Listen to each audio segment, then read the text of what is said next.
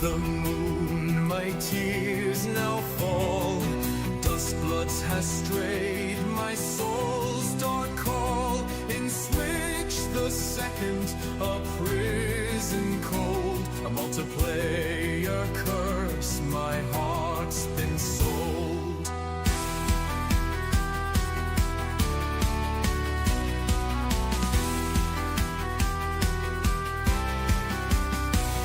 In Yarnham's shadows I fought my fight, Bloodborne's grim nights beneath moon's light. Alone I stood, my blade, my crown. Now Switch has bound me, my spirit drowns. Sacred Club!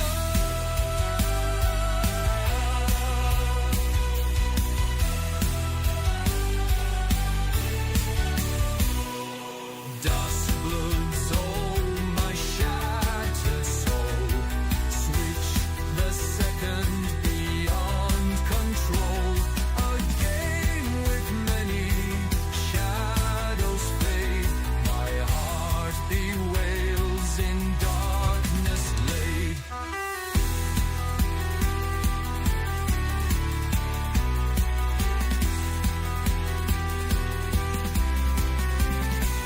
Dark souls once taught me fire and doom.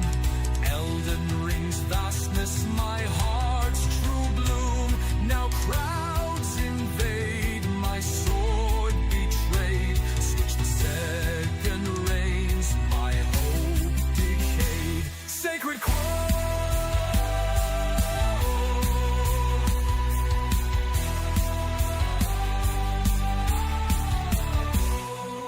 Dust bloods, oh my shattered soul. Switch the second beyond control. A game with many shadows fade. My heart bewails in darkness laid.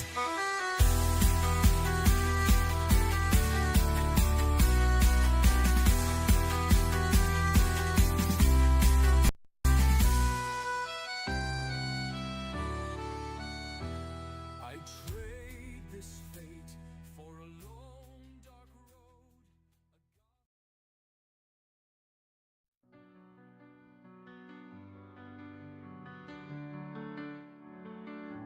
Imagine a hero shooter where the hero never showed. That's most definitely what's up. Imagine a game with a player base that just refused to grow. A 5v5 hero shooter with gameplay that's just okay. That's most definitely what's up. And characters that remind me of Tupperware and white bread. No, I'm not talking about Overwatch. Please stop bringing up Overwatch. This game is not Overwatch. It's actually something else. Imagine a game with a story that no one watches. A game that costs $40 that Sony totally botches.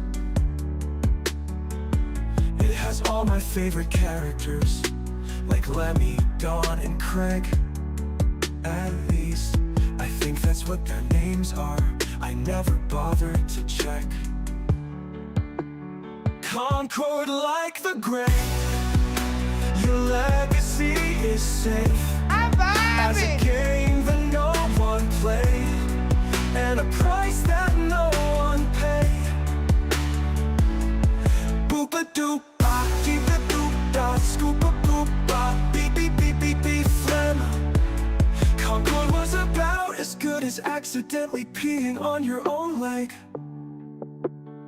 Concord, we're here to lay you to rest. We know you tried your best. You copied so much cool stuff just to turn out lame in the end.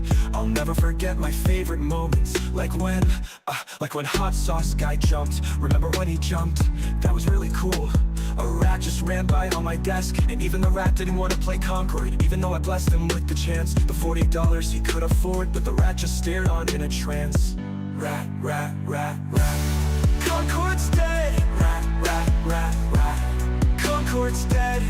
The Costco guys made more money than you. They were just on Jimmy Fallon too. Imagine Lennox being on Jimmy Fallon, because I literally can't. The rat on my desk is eating all my Cheerios and grapes. And also Concord is dead. Concord like the grave. Your legacy is safe as a game that no one played, and a price that no one paid. Rat-a-tat-a-beep-a-dap. Skim milk, the rat freak, doo-da, doo-da. A guy said he really liked it, and then a bunch of rats ate his face. That's the sound he made when Concord passed away. I wish things turned out different, but either way I'm getting paid. Concord's dead, Concord's dead. And boy is my face red. When the game came out everybody overslept. Concord's dead, Concord's dead. Holy crap, Lois, Concord's dead. When the game out people played everything else instead. Welcome everyone. I'm glad to be back. Hopefully you are too, because we're here to vibe, to rock, to roll, to talk about games as it do be due, and as it was foretold in the scrolls. To answer the immediate questions, I was missing on Friday because I was actually in Washington fixing this tariff thing. No, I was in Washington State, and we got the chance to do a good amount of playing of Marathon, the upcoming game, of course, from Bungie. As I posted on X, you can see, so I played a bunch of Marathon at Bungie, and I had the urge. I did not go ... I really wanted to, but I didn't. I could have, I should have. But I'm back now. Now, you might be wondering the natural follow-up question. Luke, when can you talk about it? Well, when I left the studio, there was no clear communication on whether we could say or clarify anything. But since that point, they have issued a sort of public announcement. Brian Austin, as you can see, Marathon Brand Marketing at Bungie. You can see he shared this little trailer thing. So if you're wondering when you're going to find out about Marathon, this kind of reveals it here.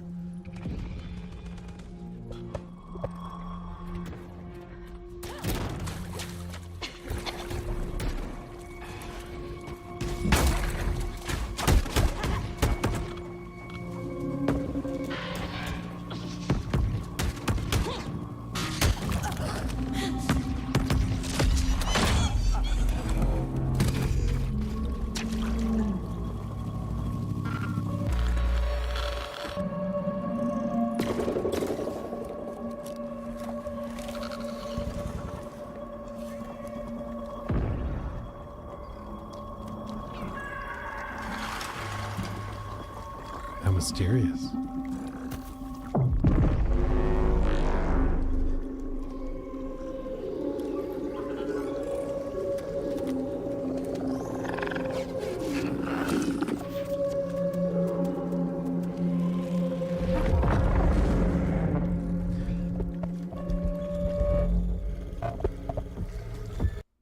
There you go.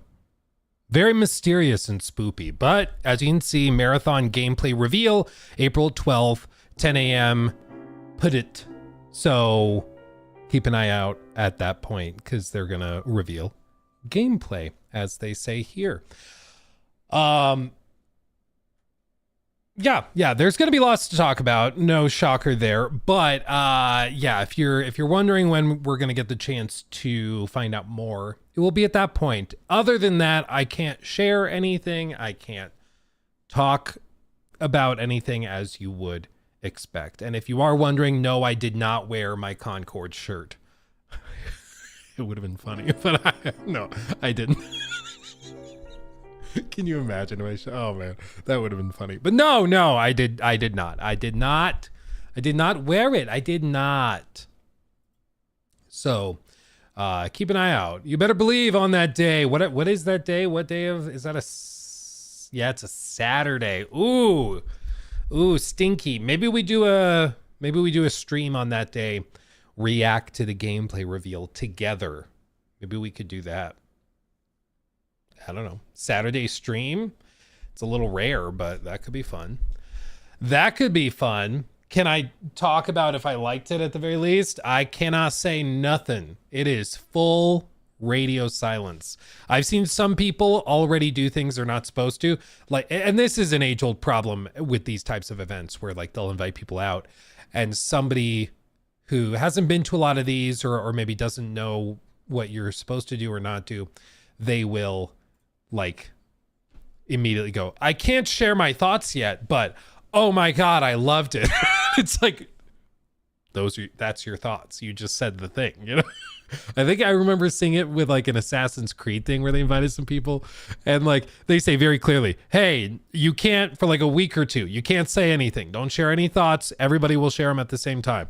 And then immediately somebody comes in and it's like, yeah, I can't share my thoughts, but I loved it. It's like every time there's somebody that does it. But what are you going to do? What are you going to do?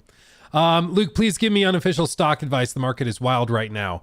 Yeah, it is. It is wild right now. I remember us talking on stream like a month ago or something about how Warren Buffett had liquidated all of his like, not all of it, but a lot of his portfolio. And so he was just sitting on tons of cash. Well, right now, Warren Buffett, you know, as they say, back in February, just not that long ago, he was having to do interviews defending the fact he had $300 billion in cash.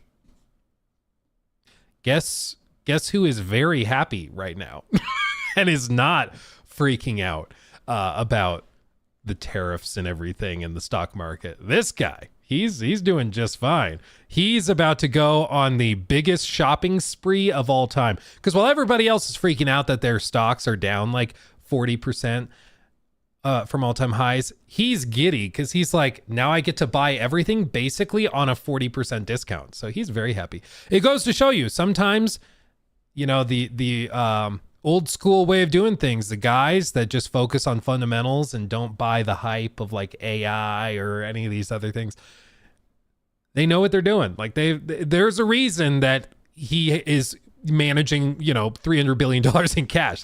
There's a reason that he is who he is, and it's because he's good at what he does. So just gonna say that. As for everything else, I mean, everything else is just kind of a crapshoot. So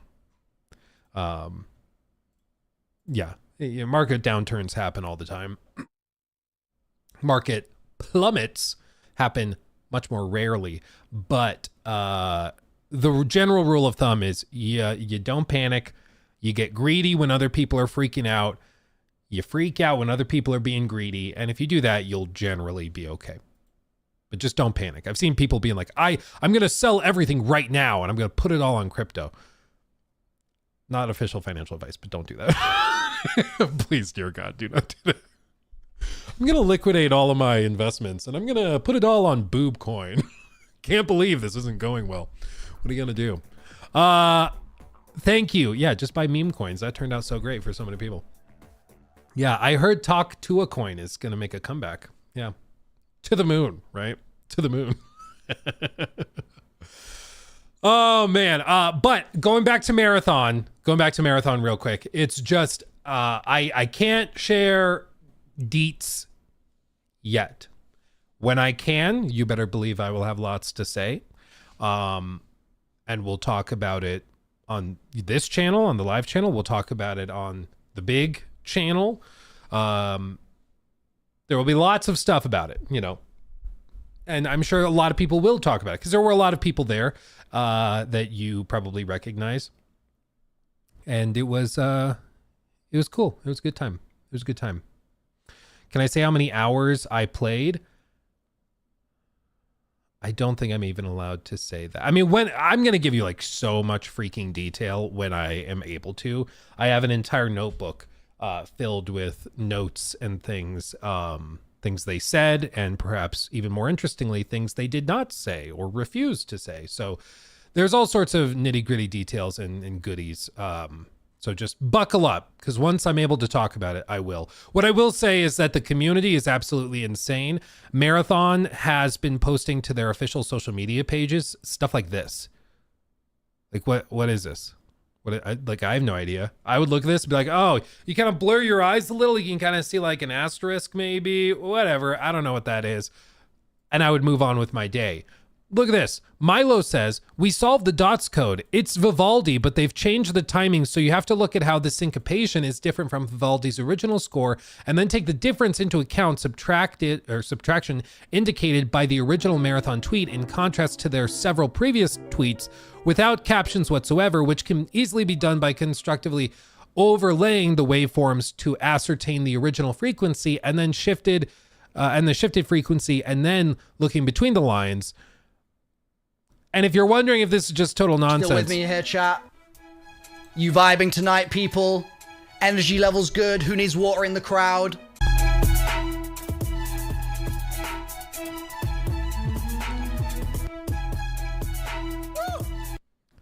I have no idea anymore. I have no idea. I'm like, my brain is fried, dude. My brain is fried. Yeah, at this point, I don't even know anymore. But you know, the community has come together. They have a pretty strong idea, and they think they know. Yeah, this is me for real. Me reading everything about the ARG, acting like I understand any word you are saying. Yeah, that's basically me. But they seem to be very confident, and they seem to have info. I mean, it really does make me wonder, like, if the power of the internet were harnessable to like cure cancer, I wouldn't be surprised if we could do it in like an afternoon. You just have to find some way to tie it to like the trailer release date for GTA 6, and it would be solved instantly. Like the ability of some of these people to just figure crazy vague stuff out blows my mind.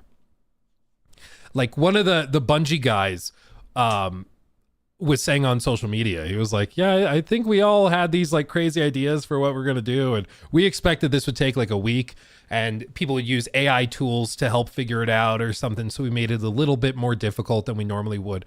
It's like, and the community solves it with some streamers live, like in a few hours. It's just insane.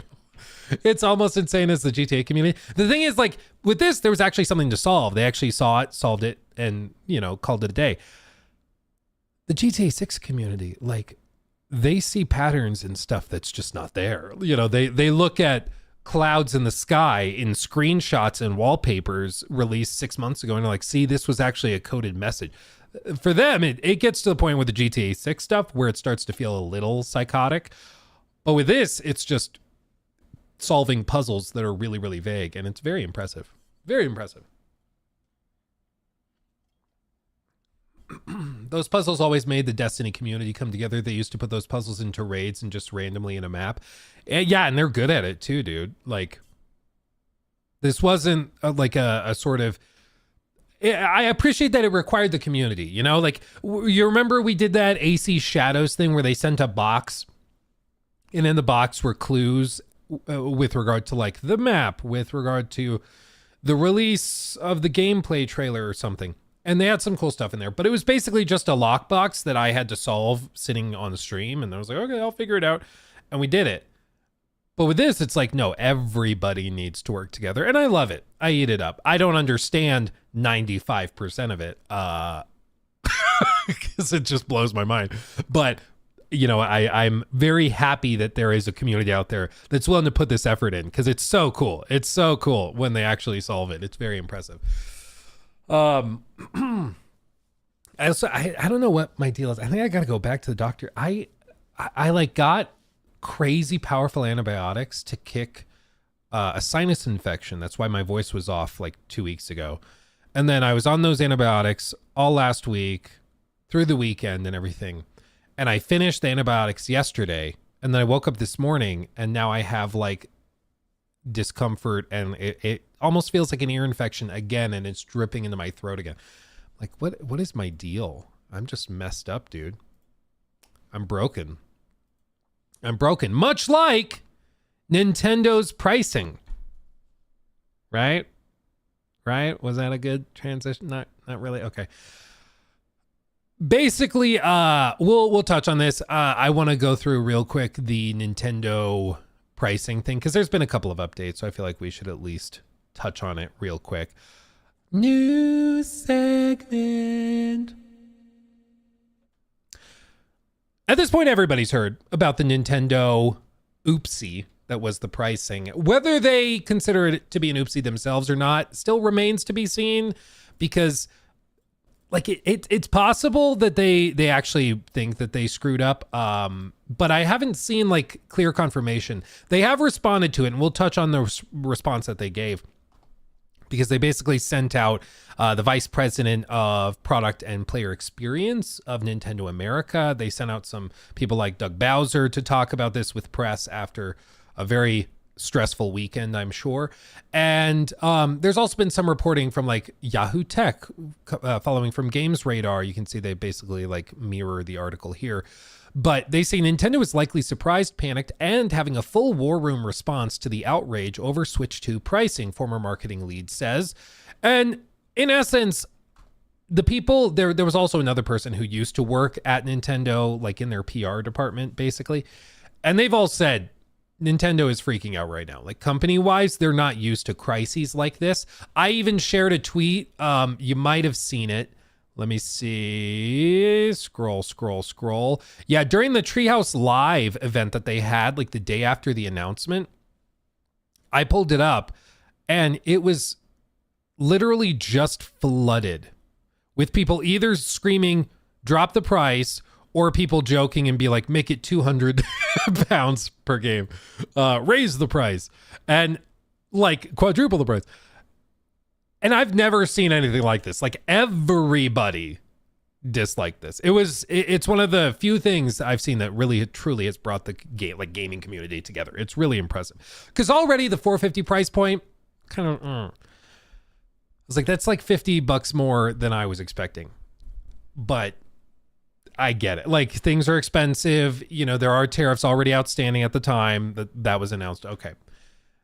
And then later that day, they announced that they were going to increase tariffs on like Vietnam, for example. And one of the things that Nintendo did that was quite sneaky was they started to assemble Switch 2 consoles and packaging in Vietnam and some other countries as well. But in Vietnam, my understanding is predominantly. And they did that because the tariffs were lower. So they're like, oh, we won't get dinged by having the consoles assembled in China, so we'll have them assembled elsewhere, and we can bypass the tariffs that way. Well, the current administration saw that and was like, nope. And so they put like a 46% tariff on Vietnam exports into the US. And so all of a sudden, like all profit for the Switch 2 gone. Like that, Switch? Gone. Instantly. Very, very, I mean, and apparently they didn't anticipate that because they immediately indefinitely delayed the pre-order date. So the pre-orders were supposed to go live in 2 days on the 9th, I believe. And now that is indefinitely postponed in the US. You just won't be able to pre-order one because they don't know if they're going to even make a profit at all at the current 450 price with the current tariff outlay or outlay, whatever. So they've just put it on hold basically. And everybody is upset about the price of the console because it already was a lot. And now it looks like they might even raise the price even more, where it could start to approach like the $600 mark, which would be crazy. Because already at 450, people were like, I don't know. The big chungus wongus problem though is the pricing of the games. And this is one where I have not seen a compelling argument in defense of it, frankly. Some Switch 2 games will cost $80 for digital, and the physical versions will cost up to $90 starting. This does not include like Ultimate Deluxe Gold, whatever editions. This is just where they will start.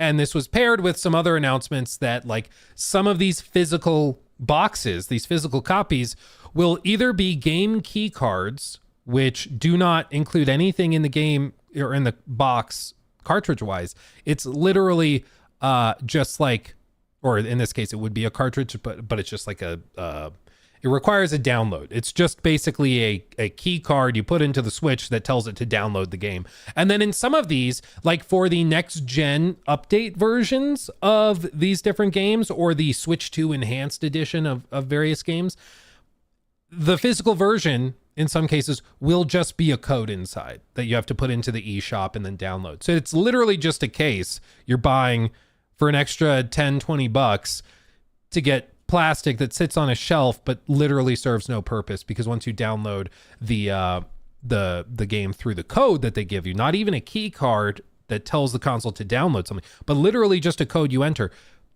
it's just plastic at that point. So people naturally are kind of frustrated. Already this type of thing would be unpopular even if pricing had stayed the same, but people would kind of just roll their eyes and get over it.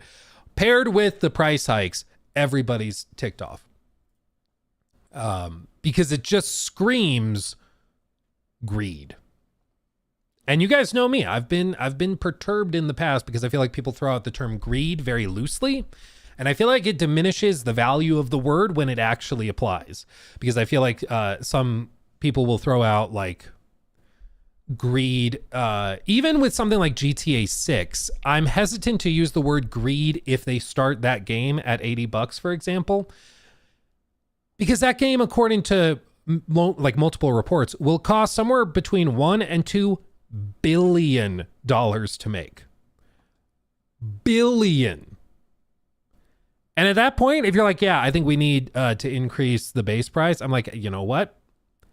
At least I kind of get that. You're providing a product that was the most expensive entertainment thing in human history.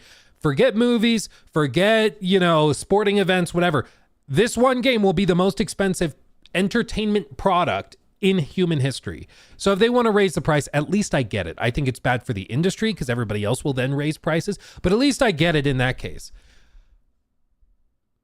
But I'm sorry, like charging up to $90 for Mario Kart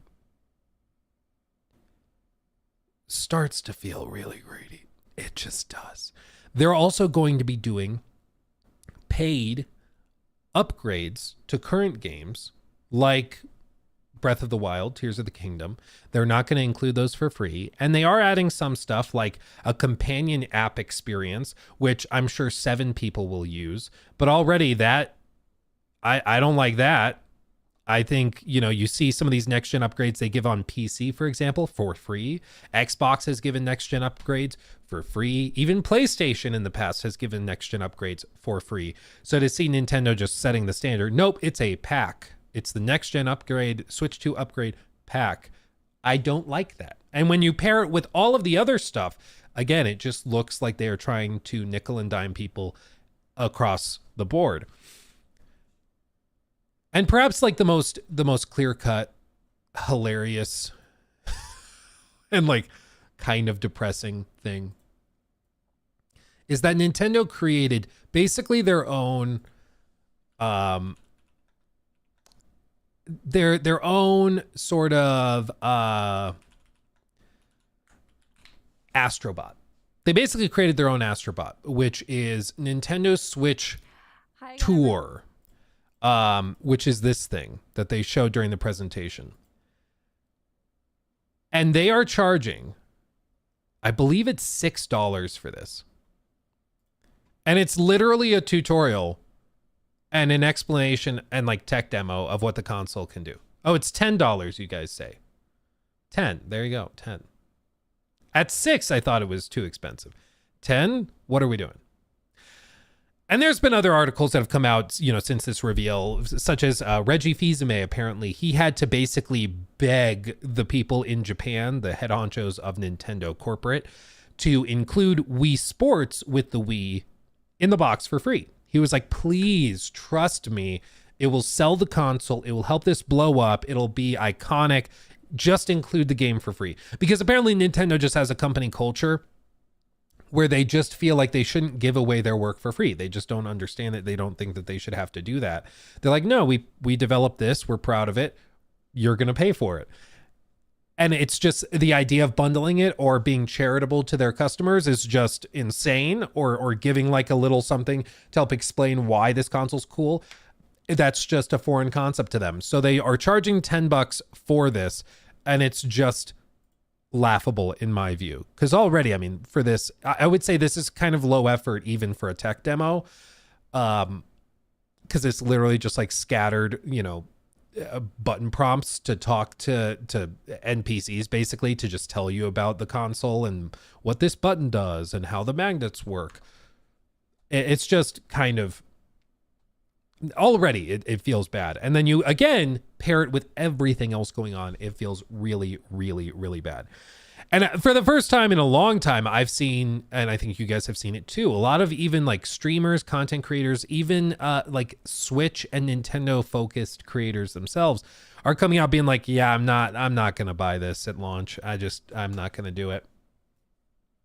I can't really get behind it. I think it's just greedy across the board. One of these I could see people putting up with, but when you stack it with everything else, it really does just start to come off like Nintendo thought they were untouchable.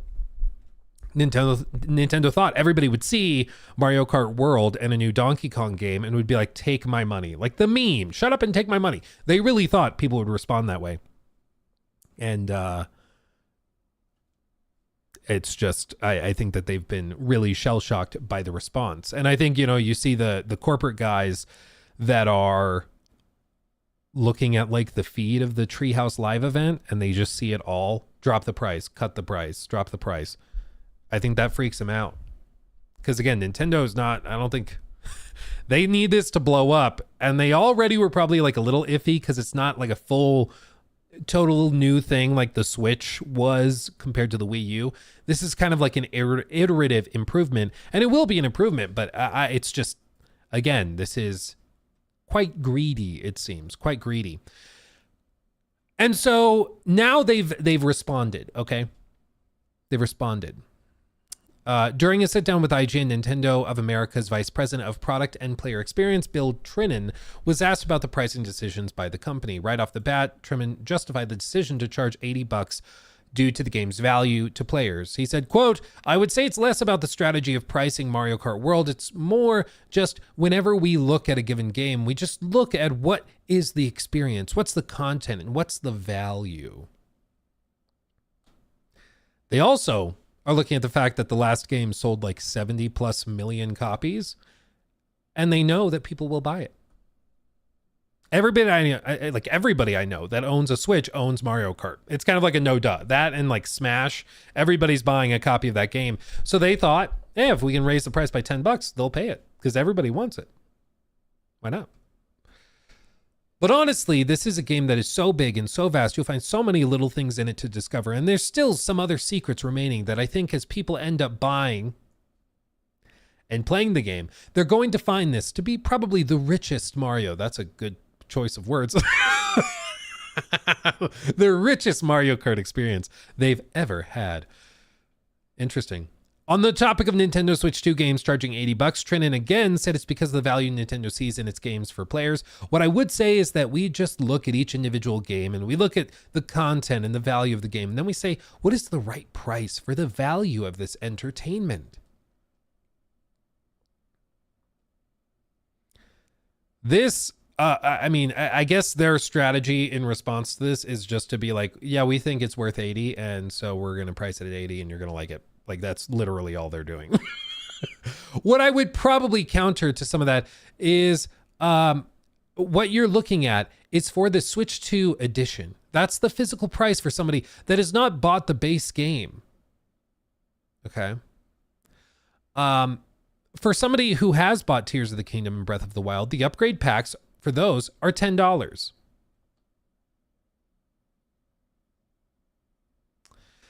And if you happen to be a Nintendo Switch Online Plus expansion pack member, so if you're giving them money elsewhere, both of the Zelda upgrade packs are inclusive within that membership, so there's no additional charge. But I think overall, our general approach is really just to focus on what's the content, what's the value, and what's the appropriate price based on that.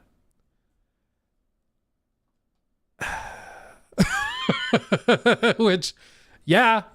Again, the whole strategy just seems to be, we're going to price it what we think we can get away with, and that's what we're doing. And that's the end of it. Doug Bowser, he is, I believe, the president of Nintendo of America, but what he said was, what you see right there is variable pricing with regard to the pricing of some at 80, some at 70. We'll look at each game, really look at the development that's gone into the game, the breadth and depth of gameplay, if you will, the durability over time, and the repeatability of gameplay experiences. Those are all factors, and there's many more that go into consideration of what is the right price point for the game. So I think you can anticipate that there will be variable pricing, and we haven't set a benchmark. I think they literally, like by definition, have set a mark on the bench of where you can go. They have raised the ceiling because the ceiling used to be 70. And all of the discussion was, when you go to 80, that will set a new ceiling for where companies can go. And once the first company sets the price point at 70, for example, with NBA 2K, I think it was 21, you see a lot of other companies announcing that they're going to 70. And then that becomes the new standard. Eventually people feel like that's just the new AAA price. And then what do you see? $60 games then feel like they're at a discount. Companies that price at 60, it feels like they're being charitable, they're being generous, when all they're doing is pricing it what was the max price a month ago. But when you see something like Baldur's Gate 3 release at 60, it makes it feel like you're getting an amazing value, which you are compared to the $70 games. But just because, like, the reason it feels like a discount is because the ceiling has been raised. And so for Nintendo to act like that's not happening is just so insulting to the intelligence of everybody involved. I find it's past the point of laughable. It's just like insulting, I think, because they're acting as though, well, no, we just thought Mario Kart's worth $80, so that's just what we're charging. And you know, that really has nothing to do with anything else. And it's like, no, there's a reason. I said during the showcase when all of this was coming out, like in the hours after when we were streaming, I was like, I think the company that is most giddy about all of this, like it's the big companies. It's the companies like Activision. It's, you know, the companies like Take-Two. They're going to be able to start charging $80 base price for all their games, and they don't even have to be the bad guy anymore. You know, Take-Two for GTA 6 now, if they price at 80, they won't even be seen as like the really bad guys in that situation because they didn't do it first. Like Nintendo's just absorbing all the heat for that. And I really think they thought that because they are Nintendo and because it's Mario Kart and everybody loves Mario Kart, right? They just got isolated and they got in their own little bubble and they just didn't realize how out of touch they were. How is it legal? I mean, how would it be illegal? They can price things wherever they want. They could charge $500 for Mario Kart. They could do that. That's fine. I don't think anybody would buy it, but they could do it. You know, nobody's saying that it's illegal or anything, or that there's anything, you know, criminal or anything going on. It's just pricing. You know, if I go to Starbucks and they price a coffee at $7, $8, I scoff at that and I don't buy that coffee. Same with when you price, I know that's now like the standard price of a cup of coffee there, but that is kind of my point, which is why I make coffee at home. But with games, it's similar where like you price a game at 100, a lot of people are going to start scoffing. And I just think Nintendo was so out of touch with gamers that they thought that they could do this and people would just roll over and take it because it's, you know, it's a Mario Kart. People love Mario Kart. But now they're kind of panicking, which seems to be the point. And this brings us to perhaps another important piece, which is that I think everybody understands that there are probably games that are worth 80. Like, I would pay $80 for Baldur's Gate 3. I think that game is phenomenal. I'd pay $80 for KCD 2. I think that game is worth $80.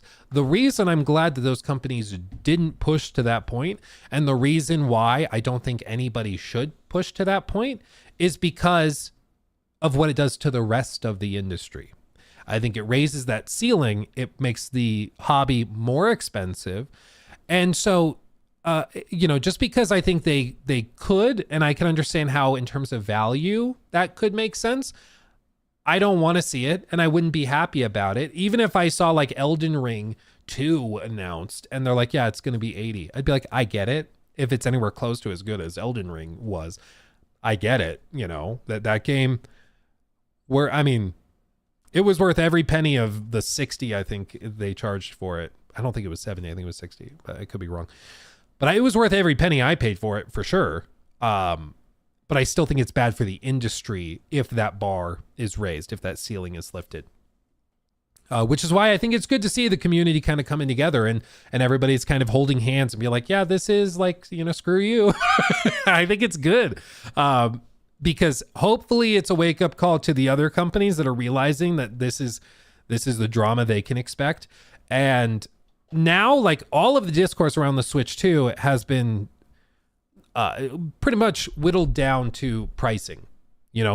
I think Nintendo was hoping that people would be excited, they'd be giddy at the prospect of a new Mario Kart, playing Cyberpunk on Switch, Donkey Kong, and instead nobody's talking about that. It's all just pricing, even on Nintendo channels. Backbone 420 donated $9.99 through Super Chat. Thank you, Backbone.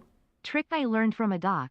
Just behind ear, index and middle finger in groove between jaw and neck. Apply pressure. Run fingers down that groove. Repeat. Pop. Thank you.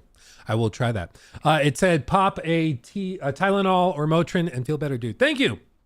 Yeah, I'm going to have to do that. I've always had problems with ear infections and stuff. Oh, yeah, there's a lot of pressure there. Oh, God. But yeah, I don't know if it's that I needed a different kind of antibiotic, because I know sometimes you have one illness and certain types of antibiotics aren't as effective as others. And so maybe that was my problem. I needed a different one. I don't know. But it's driving me crazy. It's been like 3 weeks, maybe more, that Edgar I've had Vasquez this. donated $10 through Super Chat. Thank I you. hate that you said it, but I would absolutely pay 80 and even 100 for Elden Ring 2. It's my favorite genre and From Software has me hostage. Minus Duskblood cause I hate Nintendo. Yeah, even Duskblood. I mean, I think... so bringing that into it, thank you again for the Super Chats, guys. I'll catch up on all of the others too. It's just the $10 and higher get read aloud, so I kind of react instantly. But I do want to say that I've been surprised that the Duskbloods discourse has been also totally sucked out of the room. Pretty much the instant that people found out that it was multiplayer, which is, again, just fascinating, because I thought that there would maybe be some resistance to it, or at least interest from some. But instead, the discourse has pretty much been whittled down to this, like Ashen once said on X, I can't defend From Software anymore. And it's just this meme. We really appreciate your single-player games from gamers. Then just the finger, Night Rain, the Duskbloods. And Miyazaki actually had to come out during their like developer interview for Nintendo, and he had to say, no, we're still making single player games. Even though our last 2 games have been multiplayer or will be multiplayer, we're still working on single player stuff. But it's why I told you, like, no matter how amazing a developer can be, you just have to be braced that at any time, for business reasons, for even personal reasons. Maybe Miyazaki just wants to buy a yacht and he's like, hey, I'm going to get bonused out if I make 2 live service games that print money for the parent company. So he's like, yeah, let's just do that. I've heard stories that like even potentially some of like Fallout 76, some of that was potentially because of what some upper leadership and some upper head honcho people at BGS wanted to achieve in their personal lives, which is why they kind of pushed for that. I was talking to somebody just this past week who was like, yeah, I've seen Todd out and about. He pulls up in his Lambo or McLaren, whatever it is. He's like, yeah, the dude drives like crazy nice cars. He's loaded out the gills. And I'm sure some of that money came from pushing some of those things, you know? It's not a mistake. Some of these guys make a lot of money on successful live service games. You think of the guys that owned and ran Bungie for years and years and years, and then they sell to Sony and make $3.7 billion collectively. And so all of that, you know, is a factor here. So you just never know. But I think for From Software, why they're doing Night Rain, I think Night Rain exists almost entirely because they needed to develop the network code to make the Duskbloods.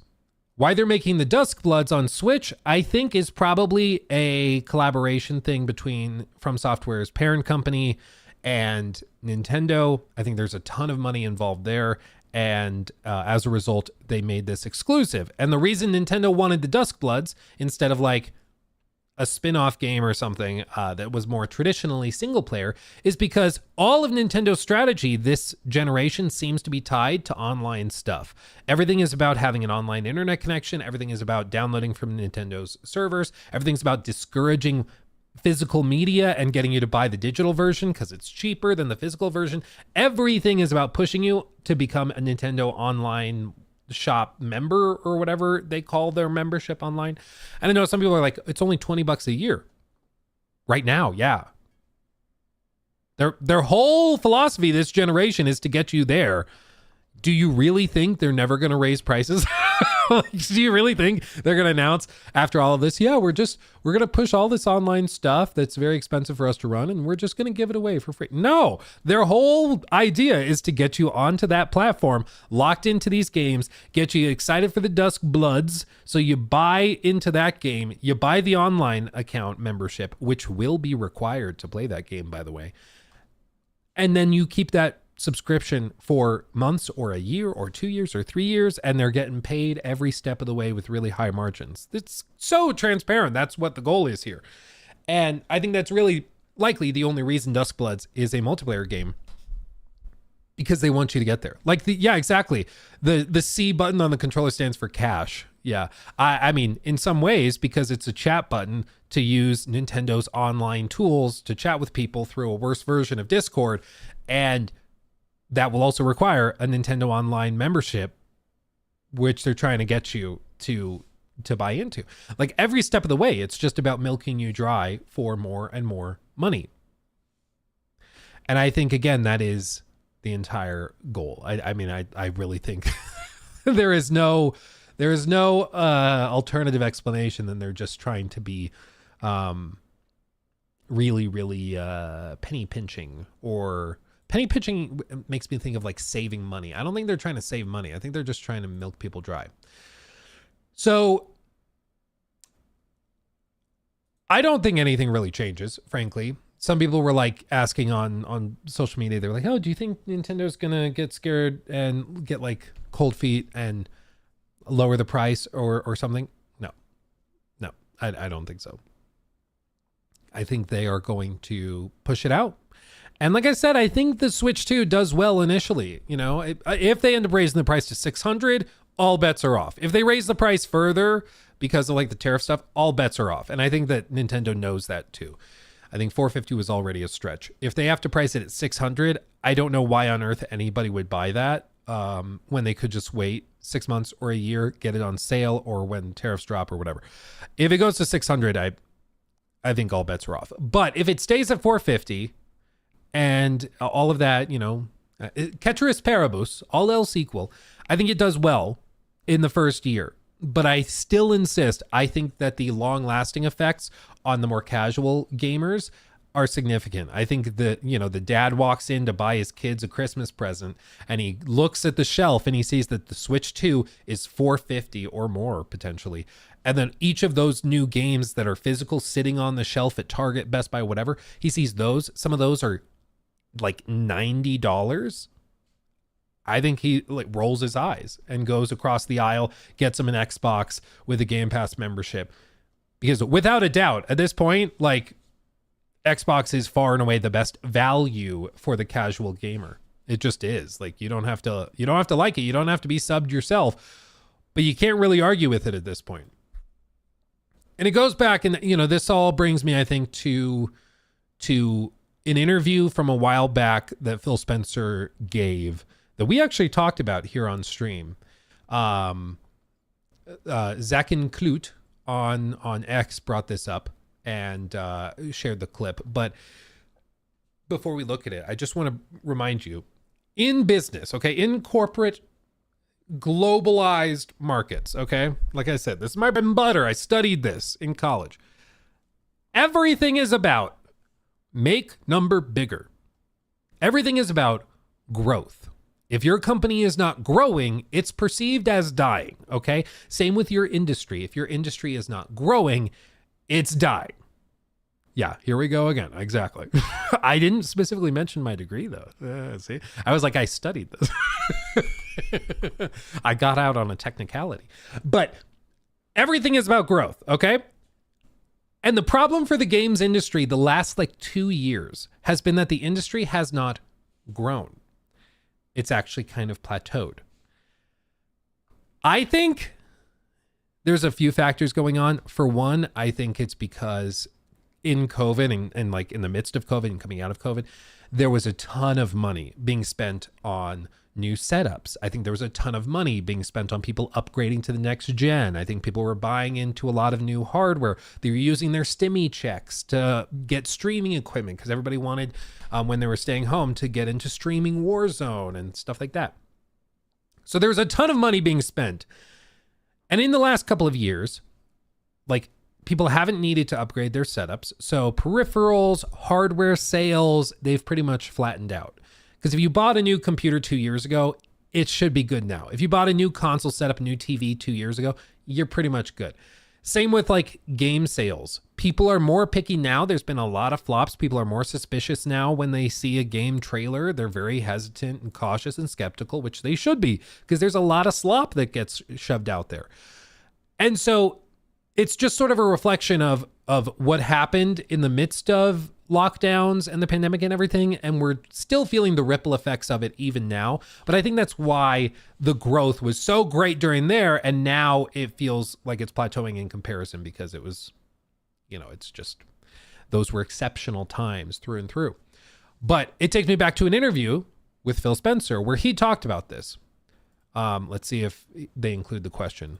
And today there's really two choices. So this is in response to the industry not growing, okay? The industry is not growing. So what does Xbox and every other gaming company have to do in response to the fact that the industry is not growing?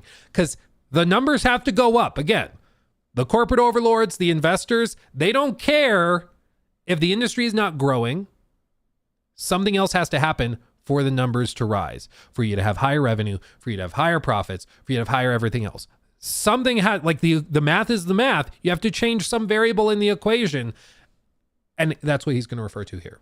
And today there's really two choices on how do you grow the industry. Do you say I have a fixed number of players, the players that we have today, and do I find new ways to monetize those players to get more money from the players that I have? Nintendo. Or do you think about how do I expand the business I have by finding new players and adding those to the base of players that already play? Our focus on Xbox. And today there's... And this, my friends, betrays the fundamental difference between Xbox's approach this generation and Nintendo's approach.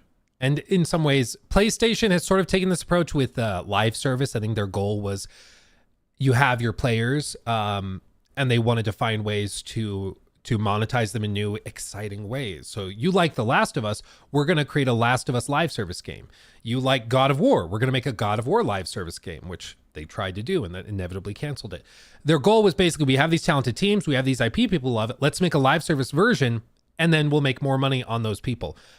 They just forgot, I guess, or never realized that the people who like live service games or live service in general, a lot of those audiences are different from the people that love nitty gritty narrative games, which PlayStation is known for. It was never really going to work. And so, and now what we see with Nintendo is Nintendo trying to come along and be like, okay, so you guys like Mario Kart, right? What if we charged you even more for it, and for like everything else. And then we make like a huge push for the console to be about our online offerings. And if you like these other games, you can play them on your new hardware. But to take advantage of it, it's not just going to play better by itself. You're going to need to pay us even more or have a subscription to something else we have that will include it. And so, like, every step of the way, just give us more money, please. And it's just the fundamental difference in approach. You either have to charge the existing customers more and get more out of them to make that number go up if the industry by itself is not, the rising tide that lifts all boats. Or you have to get your products to more people.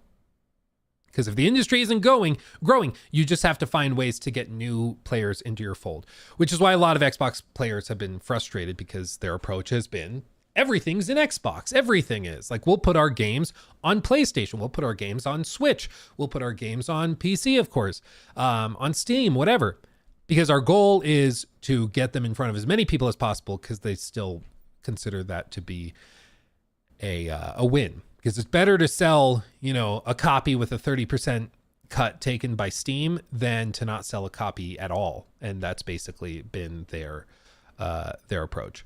Now, does this mean that like Xbox is some pillar of virtue?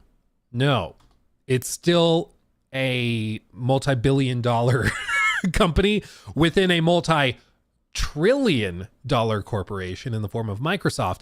They are not your friends. They're not your buddy, pal. Like, just because we can like Xbox's approach more than Nintendo's does not mean that magically like they are pillars of virtue and integrity. Okay, I think they're the better of the two options right now. I think there are cascading problems that come along with Game Pass. I don't like that you're basically renting all of your games. I don't like that it basically pushes them to do paid early access with like 5-day early access in order to get more cash out of you. I don't like the fact that then over the course of months or years, as people become reliant on Game Pass, they can then raise the price of Game Pass. And if you want to keep your save files, if you want to keep, the games you've been playing for months or years, you have to just pony up and pay the increased price. There are problems with all of it, okay?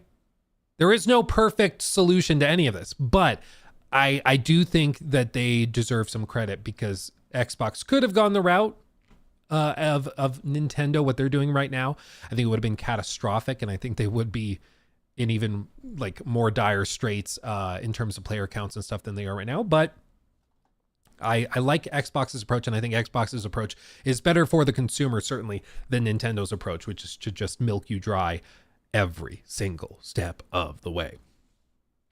Still, ultimately, though, I think the best, if we get out of the console realm, the best possible place for you to be playing games, just frankly, is Steam. You look at how many discounts, how many sales and stuff there are on Steam. You look at the wild value that is in Steam as a platform. Even just something as simple as the ability to play a game for 2 hours and then return it if it's buggy or broken or has other problems. Just that is an amazing value and protection for customers. And it's something that you just don't have on console, and that's why ultimately the best place to play games, I still insist, is PC. It just is. But if you are somebody that wants to look on console, I mean, even now, like you see Xbox coming out and they're releasing their games on on PC. PlayStation is starting to launch their games on PC, potentially even day one as well, because they're starting to get a ton of extra revenue that way. So it's just becoming, I think, the ultimate place to play. But either way, I mean, it doesn't remove the fact that what Nintendo is doing, I think, is a mistake. I think it's a mistake. And I do think it will have an effect on their bottom line. I do think the Switch 2, after like the first few quarters where it's going to sell well despite all this just because of hype, I do think it will ultimately have trouble keeping up with expectations, just because I think that scoff effect in the casual market will be significant. So I think they'll go day one on PC with some games, not with all of them. I think with some titles, they will want to separate it out, not just because of double dipping, but also just practicalities of development. Like they don't want to have to deal with certain headaches when it comes to, creating multiple ports, and developing for PC is quite difficult compared to just developing for a given set of hardware.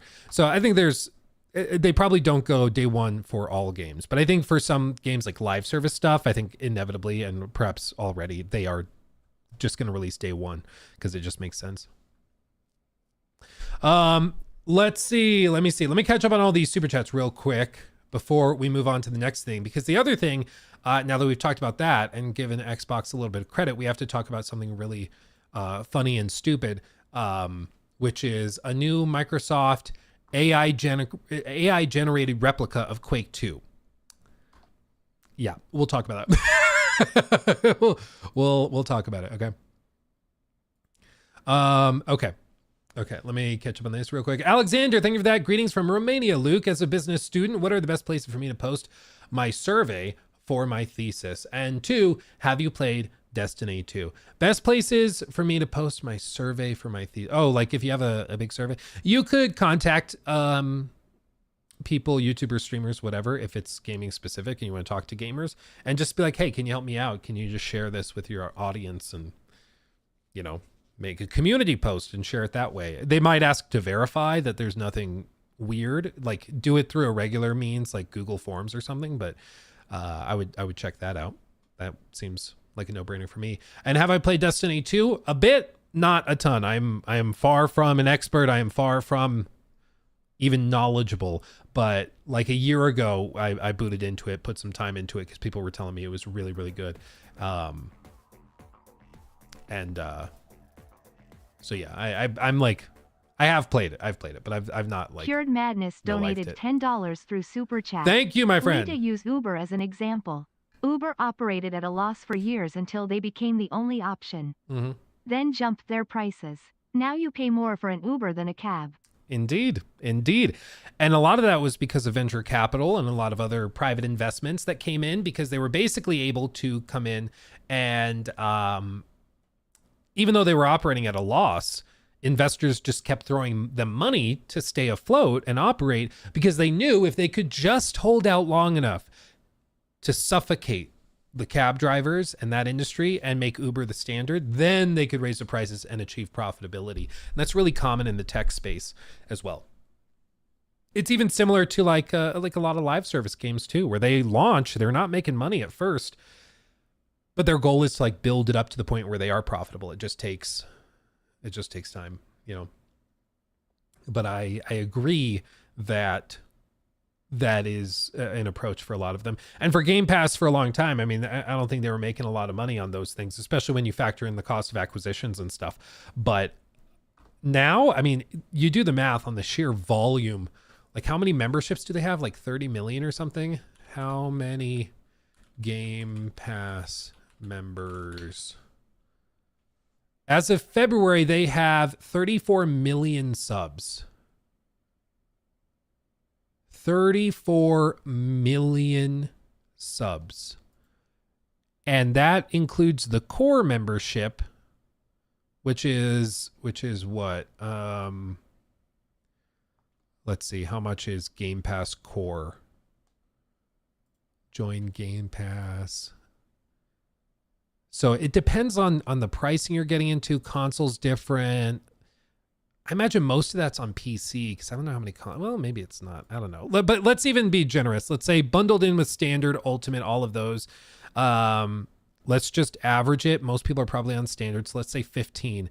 But just if we go get out our mighty handy dandy calculator, you got 34, not 1,000, million subs. And you're bringing in $15 a month on average from them. I have Ultimate, for example, because I'm on PC. I want to play on PC and console. Some people probably have core, but I think most people have standard. So let's say they take in an average of $15 a month from each of those. They're raking in like $510 million a month. Like, God. Oh my God. The number of subs could be higher, could be lower now. Absolutely. We don't really know. They're not going to share like really specific details or anything. But when you start to wonder why this can make sense, even if you deduct like licensing fees, even if you say like, oh, there's 2% credit card processing fee, there's whatever processing fees, even if you subtract like 10% or something, they're still raking in hundreds of millions of dollars a month. Not to mention the money they're getting from sales of like Indiana Jones on PS5 from people paying full price for it. Like the $35 people paid to play the game early because they want to play it 5 days early before spoilers hit. Like, this is part of the reason that Game Pass and subscription models are so alluring to executives, because they don't have to then worry about X game being a flop, about Y game underperforming. Because even if it does, so long as those people don't unsub in droves en masse, they'll be fine. All they have to do is just get people like subbed and used to it. It has to become part of their like part of their budget, basically. Like PlayStation, people who have PlayStation Plus accounts, for example, it's just something like if they play on PlayStation, they're not going to cancel that for 3 months out of the year because they don't like the lineup or whatever of the monthly games. Like, they're going to keep it because it's just part of their budget. That's why these subscription models are just so lucrative for these companies, because people keep them and do not cancel them. Just like Spotify. Yeah, so Spotify, a lot of people budget it as their monthly expense. They're like, well, I've got my car payment, I've got insurance, I've got health insurance, I've got my mortgage, I have my Spotify. And they want you to also go, I have my PlayStation account, or I have Game Pass. You know, they want you to do that. And it's because it just prints money for them. Regardless of what they're releasing that month, so long as they can provide like a steady flow of products to keep you subbed. So yeah, it's definitely a huge part of it.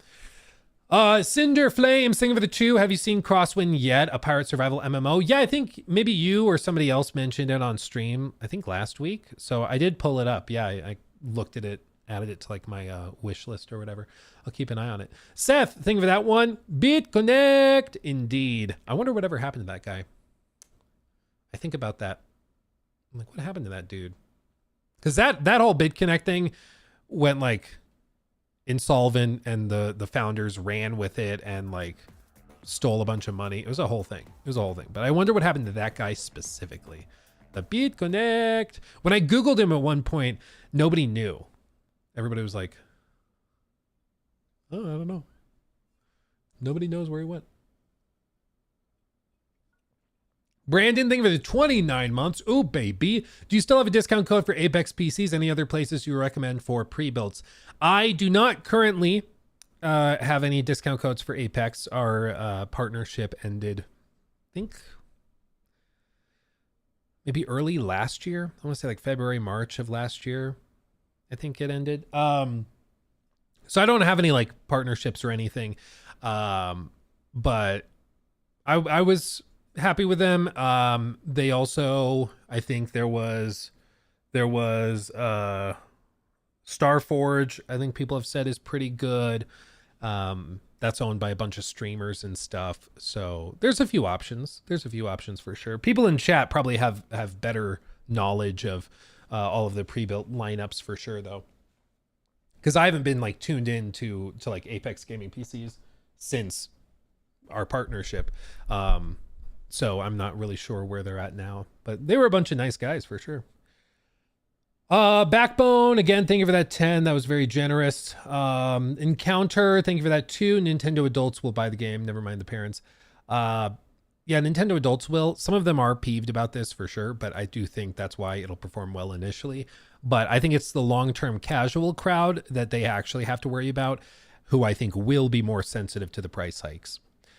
Cured Madness, again, thank you for the 10. Also Edgar, thank you for that 10. Jeremy, thank you for the 2. Question, do you think COD remakes would be good? I mean, they could be, but I just have very little faith in a lot of those types of projects that are thrown together quickly. And I'd rather more new stuff from COD than just remakes or remasters of previous ones, you know. Let's see. Also, Temptation, thank you for the resub with Prime over on Twitch. Off topic, but Twisted Metal and SOCOM need to make a comeback. 2 months and many, many more to come. Thank you, my friend, Temptation. Thank you for that. Glad to have you. Mikey Frames, thank you for the sub with Prime as well. Dirty JFK, thank you for the sub with Prime as well. Loxy, 6 months. Ooh, baby. Thank you for that. And Sayura San, thank you for the resub. Half a year. Let's go. And then OMG, it's Elijah23. Thank you for that sub. Said, Luke, thank God you're live. Every podcast I listen to is about how the world is now on fire and the Switch 2 is going to cost $5,000. Been a long weekend of Doomer content. Indeed. Indeed it has. It's been a whole, it's been a lot. It's been a lot. Yeah, thank you. Thank you for those, everybody. Thank you. And then let's see. Kush Patel, thank you for the 2 as well. What do you think of Gacha game in market? They make a lot of money. They sure do. My personal opinion is that games with gacha mechanics should be exclusively for 18 and older. I don't think kids should be able to play games with gacha mechanics. I don't. It's tricky because I think some games that have gacha mechanics are just totally fine. Like, who cares? Like, even if you count like loot boxes in Apex or Overwatch back in the day, like, I don't think that that's really predatory or bad. But some of these like mobile games, you see how some of them work. And it definitely does start to look like it's straight up predatory and really, really unethical. I wonder if I can find... maybe yeah, here, like this. I found this. Apparently some of these mobile games even go in and like they will give specific emails to certain whales at certain times. So for example, if they have data that realizes that you probably get paid on the 20th of every month or the 1st or something, because they notice you're spending spikes on that day, what they'll do is on that day, they can send automated emails offering you like a bundle, an exclusive bundle just for you that other people can't get. And they'll email this to you or give you an in-game notification that's exclusive to you so that you spend it. As you can see here, special value deal, $300. They're emailing this to a whale of this game, WWE Champions, so that it feels exclusive. And so right as you get your paycheck, people are like, oh, well, I mean, if I didn't take advantage of this opportunity, that would be bad. I mean, it's a, as you see, special value deal. I'd be a fool not to get it, right? And again, they time these things all very precisely. Very, very precisely, because they know exactly when you're spending money. They know how much money you spend on average. They just set all this up with algorithms because they know if they can get the whale to get milked dry, they'll do it, you know? I've only ever heard of that game in relation to DSP. Yeah, exactly. Totally DSP. Yeah, exactly. That's why, yeah, I actually saw this because TJ was adjusting it. As of just an hour ago, he has spent $3,000 on this game in the span of just a few days. Yep. But it's because, like, without a doubt, he has like a crippling gambling addiction to this game in particular. And he, I think without a doubt, like, is spending thousands and thousands of dollars on this and he can't control it. And this company is taking advantage of that. And I think that that's why this is like really unethical. Do I think it should be illegalized? That I'm not sure about, because I don't like the idea of the government regulating games. And I also think like it's tricky when you say the government should regulate certain people's vices. Like, some people struggle with drinking. Does that mean we should have prohibition come back and ban drinks? I don't like that. You know, I don't think that makes sense. I think you should offer resources to like help people deal with that addiction. But I don't think you should like ban something just because some people are addicted to it, you know? but ultimately, like if somebody wants to ruin their life and spend all their life savings on something, I think that's dumb. I think that's sad, even pathetic, but I don't know if it should be like banned, you know. Either way, I think you should keep it away from kids, which is why I think games with these types of mechanics shouldn't be playable by like children, or you should have a mode where you turn it off for kids. Sounds like marriage. Yeah. Loxy, Jesus. Golly. Loxy just gave out 14 subs on Twitch. Golly, had to make it an even 100. Well, thank you, my friend. That's incredible. That's very generous. Welcome everybody who just got a sub over on Twitch. Thank you. Welcome, welcome, welcome. Yeah, that's very good. Yeah, that's crazy. Thank you. Problem is that has ripple effects throughout society. Do you mean banning it would? Or like preventing kids from doing it? I don't know. I think if a game is intended for children, it should not have any of that. That's my feeling. Yeah, ads for smoking are banned in my country, not the act of smoking itself. Yeah, like then you could discourage it. One of the other things in the US they did is they were like, we don't want to ban smoking. So like this is something that happened in my state, for example. They didn't want to ban smoking outright, where like you just can't buy cigarettes, you can't buy tobacco, whatever. But they made it so you could not smoke in like public, like government buildings or public property, like parks and stuff.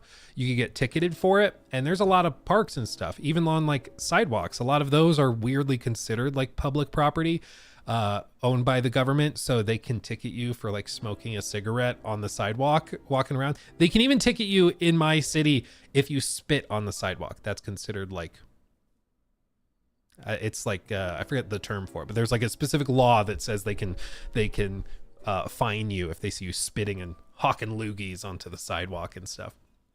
Spitting out gum on the sidewalk, they can get you for that. And what else?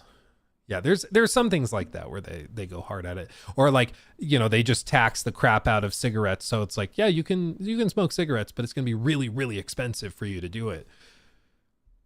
And so people get addicted to it. And the goal is to make it just like so expensive, people don't bother getting into smoking. But what it also does is the people who are addicted to cigarettes, they end up going broke because they spend all their money on cigarettes, you know, and so they can never like save money because they're addicted to the thing that's expensive. So it was like well-meaning, but it kind of screwed it over. Hurt a lot of people. Yeah, anyway. Nintendo, you can play our games, but it's going to be really, really expensive. Maybe that's the thing, Melissa. Maybe Nintendo's trying to help game addicts. They're trying to like, hey, we'll cut you off. We'll just make it really expensive. It's the same strategy. There you go. It's all connected. Jack Smith donated $9.99 through Super Chat. Poop. Hell yeah. Thank you for the 10, my friend. Outstanding. Yeah. Skip Bayless Burner, thank you for the 2. What's the next Xbox going to be called? If you count the handheld, I think it's going to be like the X or the ROG Xbox, or maybe the Xbox Series ROG or something like that. They're going to call it something like that, but it's going to be like a handheld ROG Ally looking thing. As for the next generation, they're going to call it something bizarre like the Xbox Prime or something like that. Yeah, I think it's going to be like a PC hybrid sort of thing that can run in Windows mode or it can run in Xbox mode, and it's like, it's a whole thing. Yeah, they will not, if you're asking if they figure out the naming convention and make it make sense, no, it's going to be like, so which is the new one? Just like the Xbox One X, and then they announced the Xbox Series X, and it's like, what are we doing? Can we come up with a better name, please? Joaquim, thank you for the 26 months. Thank you for that. El Club de los Antisociales, thank you for that super chat. Imagine a perfect world where GTA 6 comes out at 70 and just resets the standard because of companies being like, well, we can't charge more than GTA 6. That would be goated if they did that, because I do think that would cause hesitation with a lot of other companies going to 80. It would make Nintendo look really, really bad. And a lot of people would buy it just to prove a point. But I think the odds of them doing that out of the generosity of their heart is very, very low. Very, very low. Because let's be honest, they can price it at 80 and get away with it, you know. It's what they can do. Joaquim Pedersen, thank you for the 26 months again.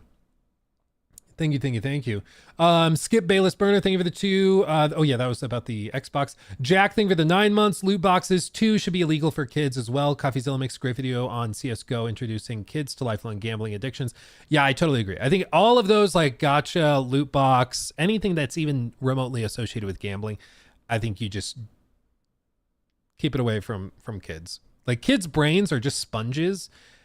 And you can like train them into really bad behaviors if it's tied to like their fun, flashy video game that they all play and their friends all play. Like I just think it's not something to mess around with.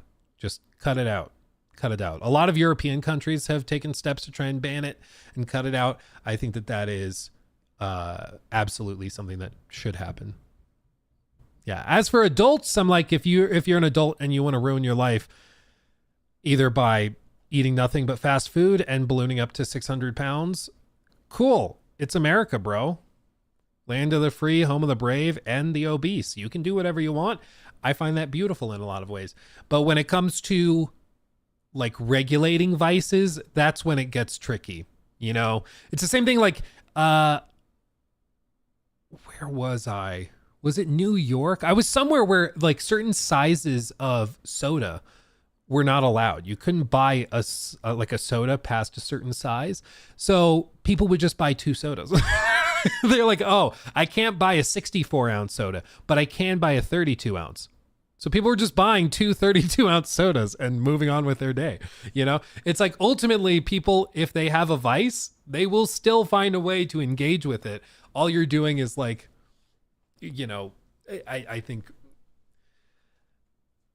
regulating things that will be hard to unregulate. So it's just a separate issue. But let's talk about this real quick.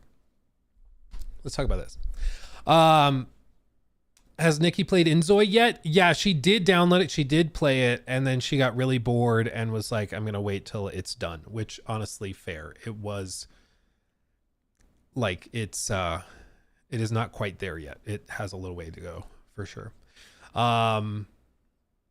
Loxy says, so I live in the Netherlands and to me it feels less tricky due to the socialized healthcare. It costs the society more if you're unhealthy. Oh, that's interesting. And I realize that's a different perspective than the US. Yeah, I think if we had more like socialized healthcare and stuff, I think it would have more of an, I think that would be something that could definitely change my perspective on it. Cause you basically have an obligation to the rest of society to be healthy or to not engage in those vices in that same way. But that's also one of the things with like America, where I think it's very much tied into our DNA is the freedom to blow your life savings on a mobile game if you want to, like, and the idea of trying to prevent that or like regulate cigarettes or other things, drinking. I think for Americans specifically, they freak out if you suggest that. Yeah. 64 ounces of soda in one meal is bananas. Dude, you've not been to Houston. Houston is in Texas, and it is the largest city in America. It has the highest density of morbidly obese people in all of the US, I think in all of the world as well. And if you've ever been to Houston, it's like, yeah, everything's bigger in Texas. It's true. It's true. A lot of it is Southern comfort food. Like a lot of Southern food is just butter. It's just butter and sugar and barbecue, and it's delicious, but it is fattening. I mean, it's the other, cornbread, like basically what they feed to cows to plump them up before slaughter. Like that's basically the diet in Texas, Your mother is from Houston. Yeah, I lived in Houston when I was a kid, and it's a thing, it's a thing. Wisconsin has Texas beat. With Wisconsin, it's all the casseroles, dude. It's middle America. It's all casseroles. It's all casseroles. Or in Minnesota, they call them hot dish. hot dish, which somehow sounds even less appealing. When I've visited family in Minnesota and like, oh, I made a hot dish. And I'm like, that sounds weird. It just doesn't sound good, you know? And beer and cheese. You guys love your cheese. Cheese will plump you up real quick too. Yeah. All casserole all the time. How about a hot brown from Kentucky? I almost Googled it just now. I was going to Google it, but then I realized if I Google hot brown, I'm going to get put on a list. So I'm not going to Google that. What is a hot brown from Kentucky? What does that mean? Is that just barbecue? It's a tater tot hot dish? It's a real thing? Who knew? Okay, well, there you go. It's bacon with some stuff. Okay, well, there you go. See, I gotta be careful what I Google on stream. Sometimes you guys are sneaky. I gotta be careful. It's bread, turkey, and bacon. Oh, well, that sounds good. Dude, nothing will ever beat burnt ends, though. Barbecue burnt ends with, like, the caramelized barbecue sauce. Oh, my God. I was somewhere and I had amazing burnt ends. Where was I?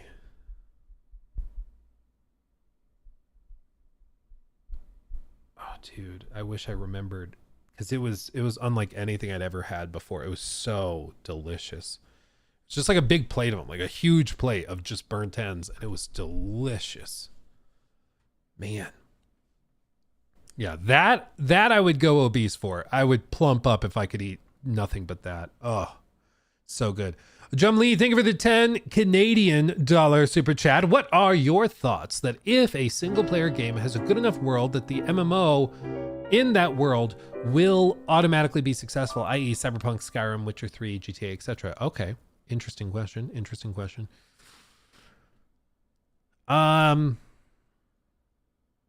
Assuming like the mechanics are good and all of that, I would have said like, oh, well, Red Dead 2, if you could each have your own like farm, each have your own farmstead and place to do business and to live and function, like that could work.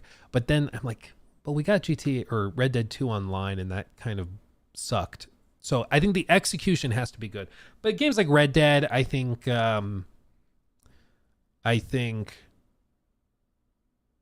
you know, well, I think Baldur's Gate, if you had a way to have more dynamic D&D role play, where it's kind of PvPvE, I think that could be really cool. So maybe that. Haven't. Oh, wait, no, I just remembered where we had the burnt ends. It's when we were flying to Florida it's when we were flying to the Bahamas in late December, early January. And we stopped. We had a layover in North Carolina or South Carolina. I think South Carolina. Yeah, it was South Carolina. And we were just there for like 18 hours. We got a hotel room and we were just staying the night. But we ordered food in from a South Carolina barbecue place and got burnt ends from there. And oh my God. If there's anybody in chat from South Carolina, you guys are spoiled, man. Those burnt ends, I would go to hell and back for some of those burnt ends again, man. Hot brown is Alabama Hot Pocket vibes. Ooh, that actually sounds good. Don't look it up. That sounds good though, man. That sounds good. Oh, now I'm hungry. I'm really, really hungry. Damn it.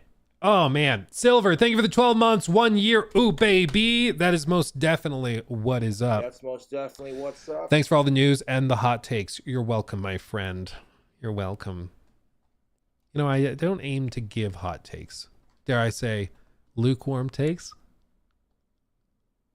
Nope. Okay. Well, yeah, I understand you unsubscribing. That was a rough joke, but the year was fun. Glad to have you while it lasted. Oh God. Just immediately we go from like 1,700 viewers plummeting down. Just immediately. Okay, we should talk about this though. We should talk about this. So, new segment. Our friend,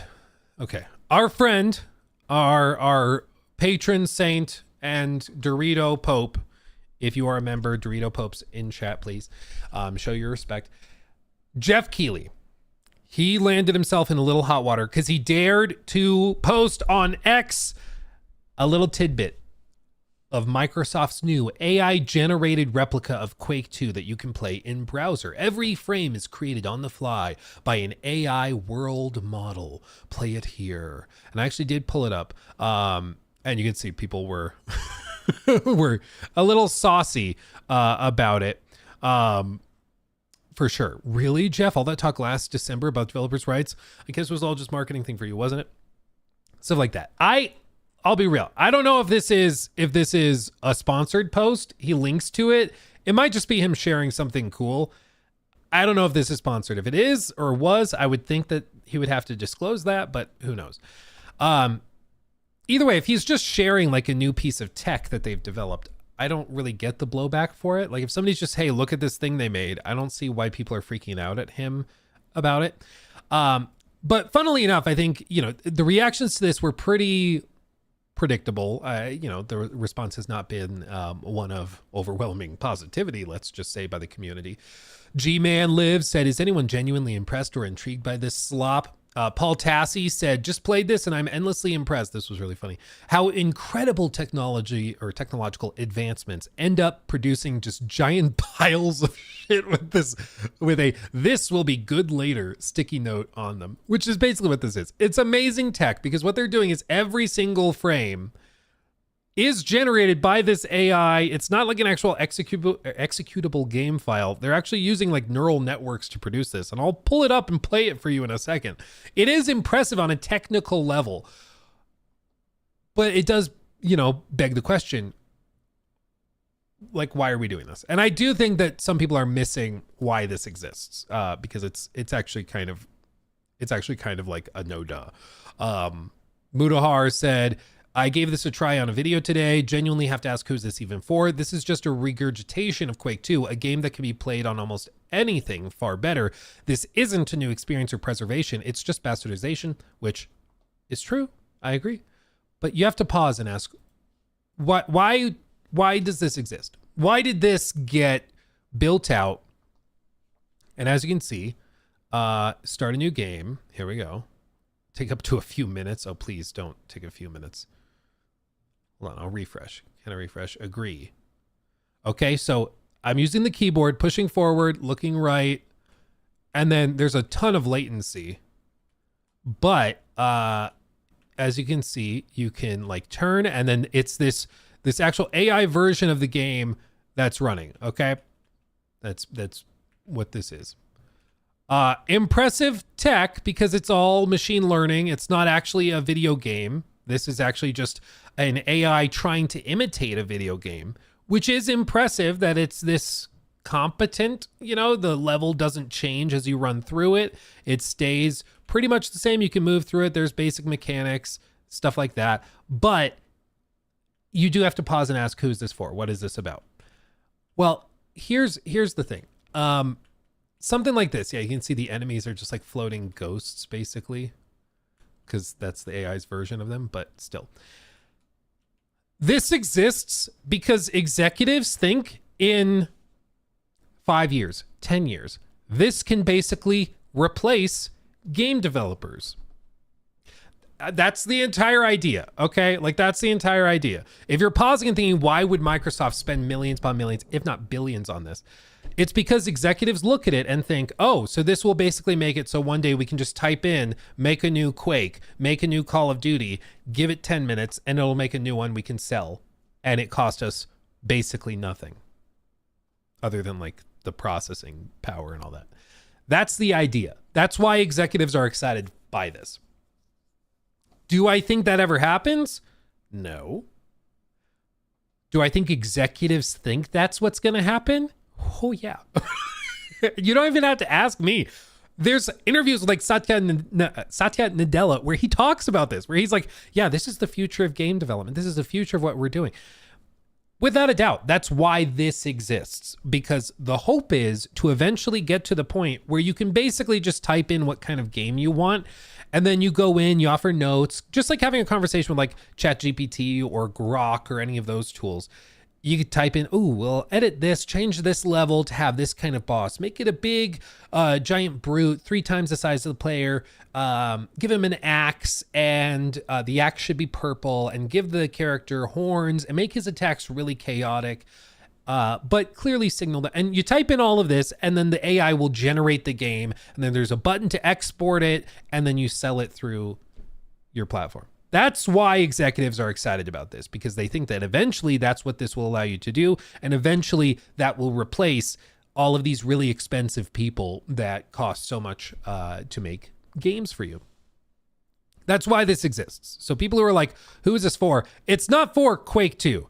That's not what this is. This is like a tech demo showcasing the tech and how the proof of concept basically works. You remember a couple months ago, we looked at another earlier version of this, and it was just like, they had spent tons of money on training an AI model on Bleeding Edge, which was the previous game from Ninja Theory, the live service game that went nowhere. And it could generate like a few seconds of footage.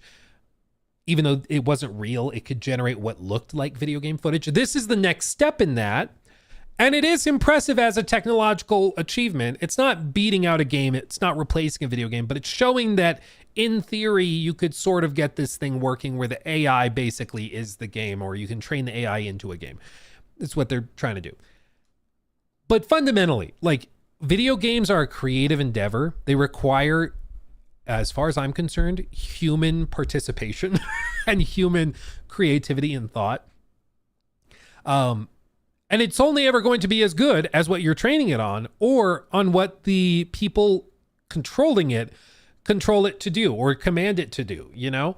Might be able to speed some stuff up. There's been some tools I've seen that are very impressive where it can create like a 3D, very loud, I'm sorry. Where it can like create this really cool 3D model off of just a picture. Loke600 donated $1.20. Thank you. Hey Luke, where did you get the Concord t-shirt from? This, I believe, is the same shirt. Somebody sent it in. It's the same shirt from the PlayStation Store, I believe. They're all sold out now. And I don't think they're going to be making more. Just call it a hunch. I don't think they're making more. But yeah, I believe this is the same shirt that they sold on their like merch page when the game first dropped. That's my understanding, at least. Yeah, very, very exclusive, limited edition. Yeah. But anyway, like when people ask why this exists, it's because executives hope that one day this replaces the very expensive people. That's why. And this is the next step in it. And I'm sure in a year or 2 years, we're going to see another update that is probably even more impressive, where they've like done an AI recreation of Halo, of the original Halo. And it's pretty close. Not identical. Probably runs like crap, probably very slow, but it'll be a step forward. It'll be even better and more impressive. And they will get impressive and be very cool.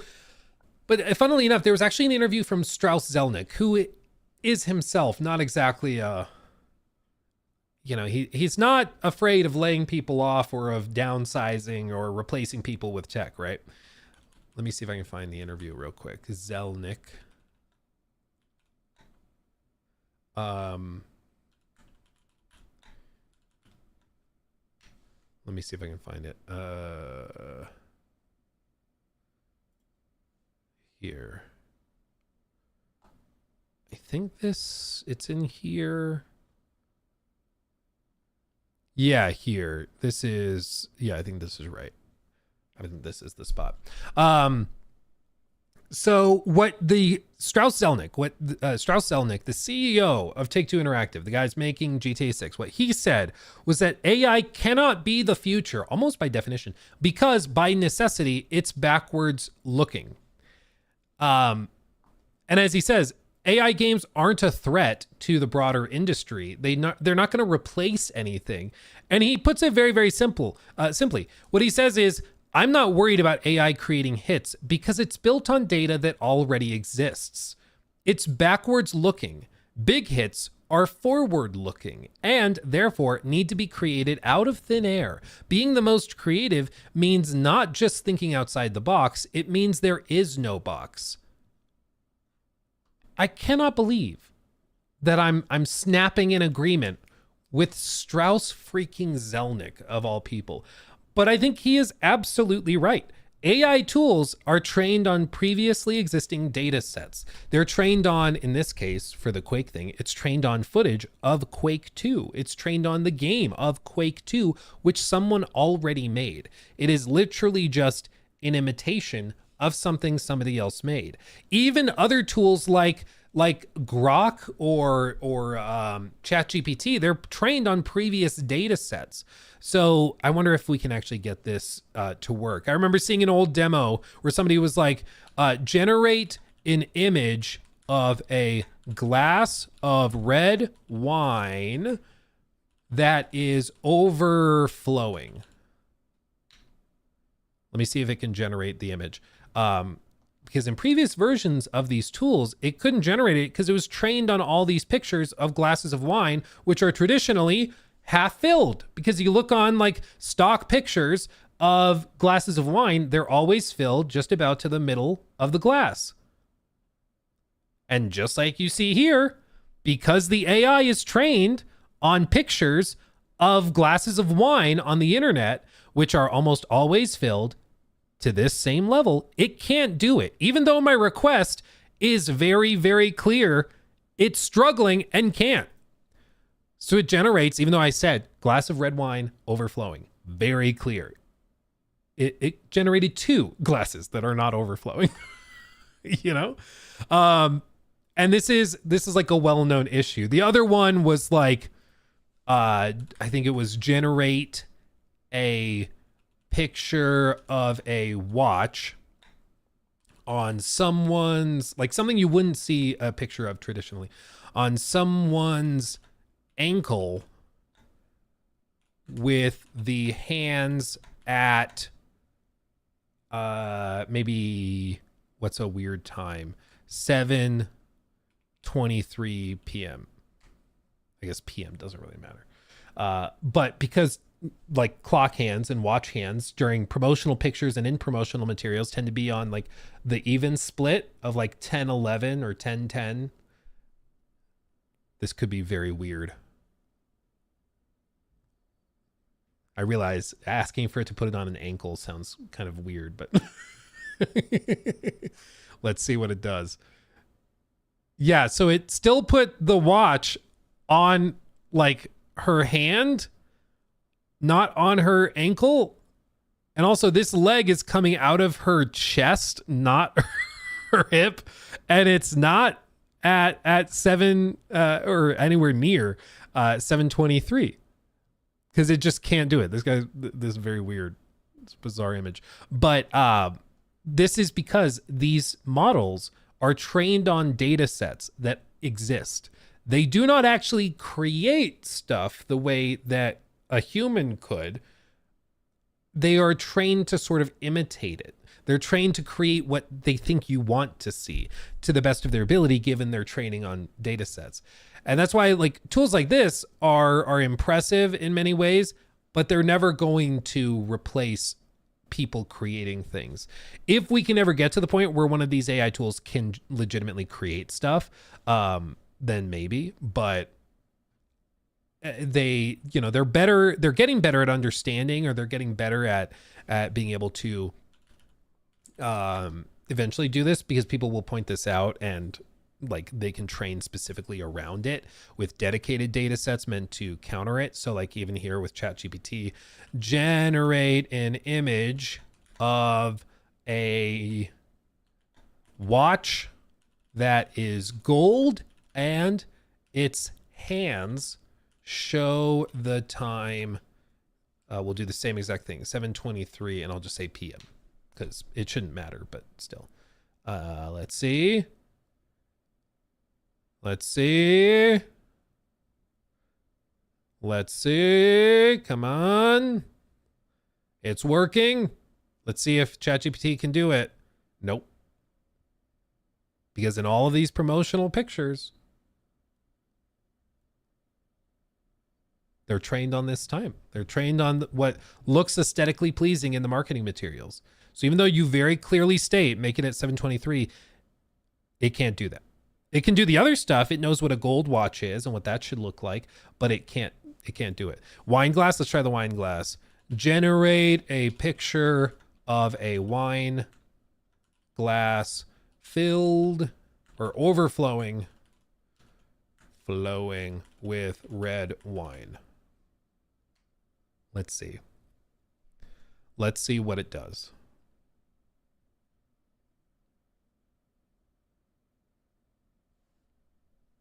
Maybe, maybe not. Maybe. I'm kind of excited. I'm like, oh, maybe it does. Maybe it doesn't. Maybe it does. Maybe it doesn't. I don't know what. I mean, it's closer. It's just kind of like splashing. It's closer. I'll give him that. It's better. It's better. Yeah, but again, this is just why I think while these tools are impressive to create an AI version of Quake 2, it just fundamentally does not replace it. But executives are giddy about it because they think that one day it eventually will. Like that guy, yeah. See, the moment he exited frame,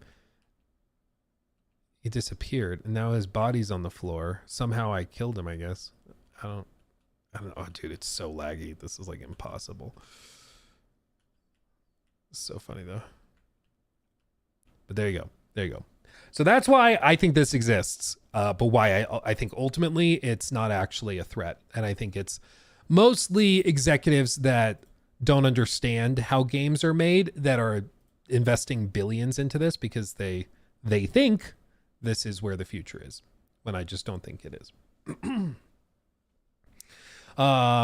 Lord Chet, thank you for the 16 months. Lukey Poo, I had to pause my membership while I look for a new job. Much love, you beautiful man. I'll become a member again when I can. Oh, I mean, yeah, don't. Yeah, no, you're absolutely fine. Hopefully you find a new job soon. Hopefully everything is good, and who knows, maybe you'll get gifted a membership. Will keep the streak going. You never know. But yeah, hopefully you're doing well, my friend. Yeah, can you check out Last of Us Season 2 reviews? Yes, I do. I do want to do that. Yes. Yeah. Thank you for that, my friend. Factory Reset, thank you also for the super chat. Hi, Luke. I'm a game design student. Do you have any advice from the business side of games apart from don't get into the industry? Love your channel, by the way. Has helped me through game dev. Thank you, my friend. As for tips on the industry side, I think the one thing I've heard from most devs that I've spoken to that's helped them is they say just be willing to travel and move. Like that's a huge part of it, unfortunately. Remote work has helped some, but the people I know that are in like the upper echelons of a lot of companies, even one guy I was talking to last week at Bungie, he was like, yeah, I've worked at Bungie off and on for like 20 years, but I've worked at other studios for like 2 years, 3 years at a time, intermittently during that period, keep coming back, but I'll leave. I'll go work somewhere else for 2 years on a different game, and then I'll come back. And it's basically just how these, like a lot of these devs end up climbing the ladder. Because like to just progress through a studio's hierarchy is very difficult nowadays. So a lot of people just end up kind of bouncing from studio to studio. So, you know, this studio is over here, this studio is over here, this studio is over here. And what devs will do is they basically bounce to different studios, and they climb the ladder each step of the way, you know, bouncing to different studios. So even though here, you know, they eventually did get up to the upper echelons, they just had to climb the ladder by jumping to other studios, elevating each time, but they had to be willing to do that. And so I think that that's one element of it, is just in order to climb the ladder. And it's not just game development, it's tech in general. A lot of tech jobs are like this. My dad works in tech and he's had to deal with this too. It's just kind of the reality of the situation. You got to be willing to bounce around a ton.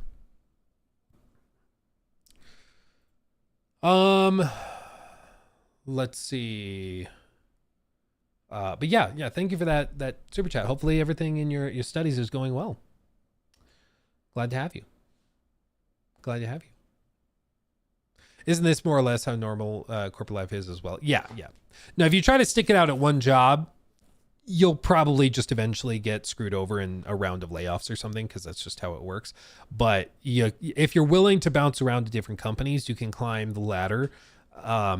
It's just weird because the ladder is not really just one ladder at the company. It's basically just a set of handholds and like a climbing wall. And you just kind of work your way across the wall till you get to the top, but you got to be willing to kind of do that. Okay, let's talk about The Last of Us Season 2. Let's talk about The Last of Us Season 2. The Last of Us Season 2 reviews. Okay. r/television. Television at its peak, says Empire. Ooh, baby. Okay. New segment. Ooh, baby. Thank you, Kappa. Aura, indeed. 22 months, Kappa. Thank you for that. Yo, visiting Denver for the first time this weekend for Remy's Wolf concert at the Red Rocks, or at Red Rocks. Do you have any restaurant recommendations? Thanks. Depends on what you're looking for. Elway's is always good if you want like to spend a lot of money and do it that way. Another, this is not specific to Colorado. It's also in like Arizona, and they have some locations in Texas. But if you're in Denver and you just want a really good, quick like lunch, for the love of God, go to Bird Call. It's so freaking good. They're actually opening a Bird Call on April 21st in my hometown in Fort Collins. So I'm very excited about that. But for the love of God, go to Bird Call. It's so good. It's so freaking good. It's so good. As for other stuff in Denver, there are some more like niche taco spots. There's a lot of really good restaurants down around like the corporate area of the city. It just depends on where you're gonna be. But yeah, Bird Call was one of my favorites when I worked in Denver. If you're looking for something quick and easy and cheap, Elway's is good, but it's expensive. Yeah, there are options. I don't have a ton of recommendations because I worked down there like 4 years ago, going on 4 years ago. Yeah, the Rabbit Hole. Yeah, there's a lot. If anybody else has any recommendations in Denver, please put them out there. But yeah, there was one really good Mexican place near where I worked on Broadway, and I cannot for the life of me remember what it was called. I could Google it and probably find it. But yeah, it depends on where you're going. But again, Bird Call is a safe bet if you've not been there. It's very good. Let's see. Okay, we should talk about this. News segment. How expensive? Like a Switch 2 game? Yeah, per entree. Okay. Are you ready? Okay. The Last of Us Season 2 is coming. It's coming. I would play a clip otherwise, but I mean, let's be honest, they're going to strike it if I do. It's coming. It is seeing its reviews drop now. So people are dropping their reviews and explaining what they think of it. And in general, the reception has been very positive. Mr. Rage donated $9.99 through Super Chat. I know you can't say much, Luke. Can we get a thumbs up or down about it, Marathon? Oh, you sneaky fella. No, I can't, because even that would be an expression of my opinion. They've already confirmed they're going to do a gameplay reveal on the 12th, so buckle up for that. But I can't share anything. Unfortunately.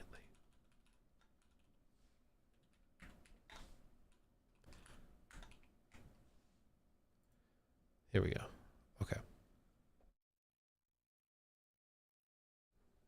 Okay. Yeah, thank you for the 10. I wish I could be more sneaky, but I just can't.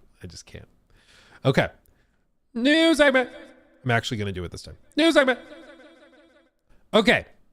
The Last of Us Season 2 reviews are here. And in general, I mean, it's very positive. There's like 92%. You can see Justin Clark with Slant says the season is obsessed with the after effects of people choosing violence as the default. That's basically, I mean, the whole theme of the second game makes sense. As an adaptation, Season 2 of The Last of Us improves upon its source material in every conceivable way. It's the best game adaptation ever made, and then some. Okay. Comicbook.com. Season 2 delivers a bigger, bolder story that will undoubtedly upset and challenge audiences. True. It's brutally raw, vulnerable, and it will likely drive viewers to tears every other episode, thanks to the powerhouse performances from Ramsey and Pascal. Daily Beast says, understanding its subject on both an intellectual and emotional level, it's a viscerally conflicted monster and continues in this second season to be the finest video game adaptation ever. Ooh, baby. Pedro Pascal is a force to be reckoned with in The Last of Us, and with Bella Ramsey and Isabella Merced? I'm not sure. Matching him beat for beat, Season 2 is a powerful, rousing triumph that cements this series as the best video game adaptation ever. It's not all positive. Inverse says, frustrating, morally messy, and occasionally lovely, the second season is bigger and broader than ever, exchanging heart-melting scenes grounded by Pascal and Ramsey for relentless torture and execution sequences. Yeah, it's kind of just the second game. Boston Globe says, Season 2 may go down some roads that are uncomfortable to follow, but once again, The Last of Us delivers a beautiful misery of a story about the limits of love and humanity in a broken world. And then this one is important to note. Yes, so much of the season is spectacular, but ultimately, it's just one half of a great story. Is that enough? You might be wondering what that means. Well, they've decided to only tackle the first half of the game, basically, in this season, which is, I mean, I'm not shocked. They've already said they're not getting all the way through the second game in this season, but, that does check out. So as you can see here, discussing film was not like overflowing with positivity. They did have some notes on it. The release of HBO's The Last of Us was a landmark moment for live action video game adaptations after a decade of doomed studios attempts, which is true. It was refreshing, to say the least. Neil Druckmann, the creative director and writer, head of Naughty Dog, and showrunner Craig Mazin, who is the guy behind Chernobyl, have now returned after 2 years with a stacked ensemble cast to adapt the critically acclaimed yet massively controversial second game in the franchise, which, I mean, this is high stakes. It's high stakes. Totally new audience. A lot of people have never seen the second game. They don't know what they're getting into, so it's going to be interesting to see how it's received. But they say, ultimately, to hardcore fans of The Last of Us games like myself, the cracks of Neil Druckmann and Craig Mazin's HBO adaptation have started to become more apparent in the gaps between seasons. When compared directly to the original game, the weaknesses of the first season's writing and direction were especially noticeable. Though Season 1 was well performed and looked expensive, it was awkwardly paced throughout the 9 episodes, which was too short to cover the whole 2013 game without skipping sections. Moreover, it severely lessened the subtlety and emotional impact of genuinely getting to know Joel Miller and Ellie, of course, for the first time in a tense survival adventure. It's true that I think they did a good job in Season 1, but I do think there is something to be said that when you're playing a video game, you get to know characters, you get to understand their thought processes, you get to know their approach to things, their feelings for things in a much more passive way, which makes it kind of sneaky. It makes it feel like, I don't know, you get to know them in a much more organic way, I think. But in the show, it's got to be very intentional. Like, you don't get the chance to just have passive dialogue while you're exploring levels. You have to show audiences very intentionally everything. Which makes it just feel different. It definitely feels very different. But let's see what they say. So, let's see. Reflecting on the first season's flaws was a crucial step in evaluating The Last of Us Season 2. While the show has improved in many aspects and flirts with interesting adaptational choices, it's difficult to reconcile with what is lost in translation. Ultimately, the HBO series, is still burdened by the existence of the same story told better in another medium. But if you're willing to look past these weaknesses, or if you have no context as a newcomer, then the second season of The Last of Us is sincerely a better overall production. Thankfully, this season is more patient and willing to take its time to reimagine The Last of Us Part 2 with each delicate detail. Ellie and Dina's romance takes center stage. That's not a shocker to me. Credit should be given to Neil Druckmann and Craig Mazin for taking some of the criticisms of the first season's structural weaknesses to heart. Yes, The Last of Us Season 2 is shorter, with it being 7 episodes. However, the choice to adapt only the first half of The Last of Us Part 2, instead of trying to stuff it in one season, pays off in allowing the world to breathe. Additionally, it gives the TV series the opportunity to include many more intimate and special moments that strengthen our bonds with characters. Particularly, Ellie and Dina's relationship gets to take the spotlight. Their friends to lovers romance is as much a highlight here as it is in the game. Performances are also great, they say, and the ensemble cast is also a major strength, as they explain. And then, as you can see here, there are numerous times when overarching mysteries are answered as soon as possible, depriving us of the ambiguity that made playing the game such a captivating experience. The backlash of The Last of Us Part 2 was intense, and Druckmann understandably has been personally affected by it. Still, the choices he's made in re-editing his story demonstrate a fear of being misunderstood, which makes his writing on the show a lot less artistically interesting than the abrasive, unapologetic tone of the ambitious sequel game. And this is something I kind of expected, that they would be restructuring things, because they said multiple times that it was going to be different than the games. Like, they were going to restructure things, they were going to re-edit things, they were going to add some stuff, take some stuff away. And that's not a shock, because like I said, they're fundamentally different mediums, and you shouldn't present the show the same way as the game. There was even an interview recently where Neil was saying how the reason that the game was split the way that it was, basically you play the first half as Ellie, the second half as Abby, was because they experimented with splicing it like as they went, basically doing chapter 3 as Ellie on, day 2 of Seattle or whatever, and then they would go and do day 2 as Abby and show you that, or even splice it amidst. So it's like you do the morning section with Ellie, then you do the afternoon section with Abby, and then you go to the evening with Ellie. They experimented with that, but what they found was having different loadouts, different abilities, different, if you play The Last of Us 2, like there's the upgrade paths with crafting materials, with basically skills and things. That was too confusing for players. Players were constantly being like, oh, I thought I upgraded. Oh, that was on Ellie. Okay. And they got frustrated. And so they decided to just totally separate it out and split it, because it just wasn't working. In a TV show, you can do that much tighter integration, and it's not as jarring because you don't have to worry about the gameplay element. So we've known for a while that they were going to do things differently in the show. But what it seems is, when you look at reviews and stuff from people that are not overly familiar with the games, those reviews are very, very positive and people absolutely eat it up. But when you look at reviews from people familiar, or even like hardcore fans of The Last of Us Part 2 game, those people feel like some of the magic is lost here. And if Neil is like trying to be maybe overly aggressive with how he explains certain things, or with certain pieces of exposition, that wouldn't really surprise me, because I think he wants to avoid people coming at him when they're confused or something. It might also just be a Craig Mazin influence as well. If he's like, I think that's too vague, we got to specify it more clearly. Either way, I think it's probably going to be pretty damn good. The first season was pretty damn good.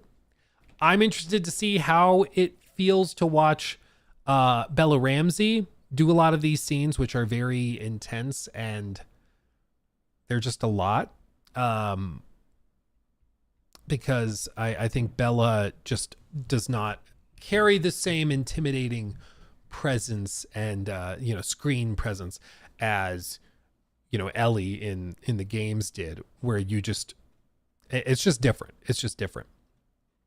So I'm excited to see what that looks like. But I mean, they're basically saying what you want to hear. It's got very, very good reviews when you look at the consensus, and of course we'll see when they drop it, when it comes out and we can watch it. We'll see what we think, because you never know. Sometimes reviewers are a little off, but as of right now, the reviews are quite positive, and overwhelmingly positive, dare I say. So I'm excited to see it.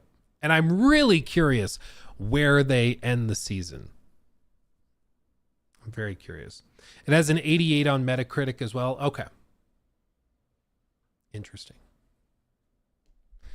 She had Tom Holland syndrome. I don't know what that means. What does that even mean?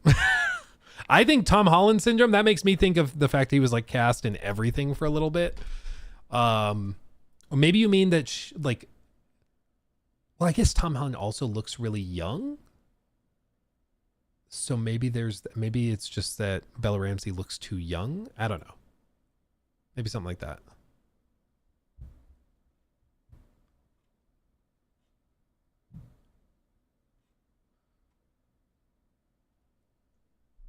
Short? I don't know. Oh, spoils things? I guess, yeah. I don't know. I was never sure if Tom Holland was like accidentally spoiling things or if it was all part of the marketing. I have a feeling it was mostly marketing. Loop, thank you for the member, or for the sub rather. Thank you. Tom didn't fit Uncharted well. I don't know. I was not a big fan of the Uncharted movie. I'll be real. I was not a big fan of it. I was like, this is kind of lame. But I know some people really liked it. Some people ate it up.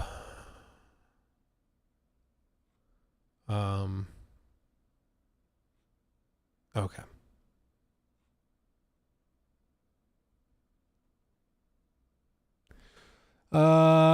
Okay. Let's see. So chat Endor Luke, what are your thoughts of the light dial watches? Oh. Oh,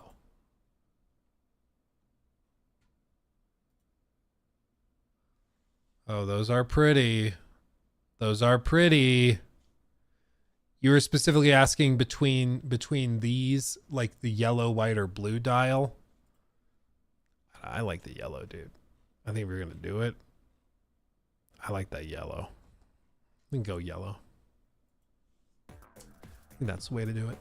Thank you for that 5. Hi Luke, I'm a designer and engineer on our our CEO sent my team an AI generated CAD program. It struggled to make simply geometric shapes. Not worried. Yeah, but don't you see, like, the executives love it because they're like, oh, this is gonna save us so much time, so much money.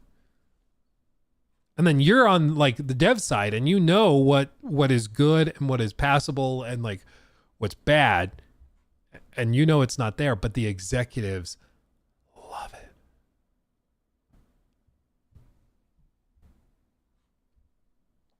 That's why they do it. That's so funny. Let's see. Okay, caught up on those. That does solidify it. I was leaning towards the yellow dial black bracelet. Yeah, I think that's the one to do. I love it. I love it. I love the yellow dial watches. Okay.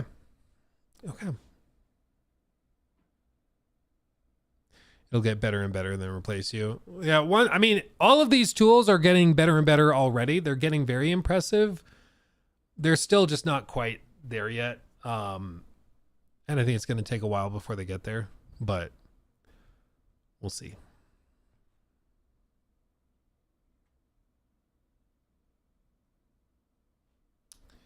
Okay.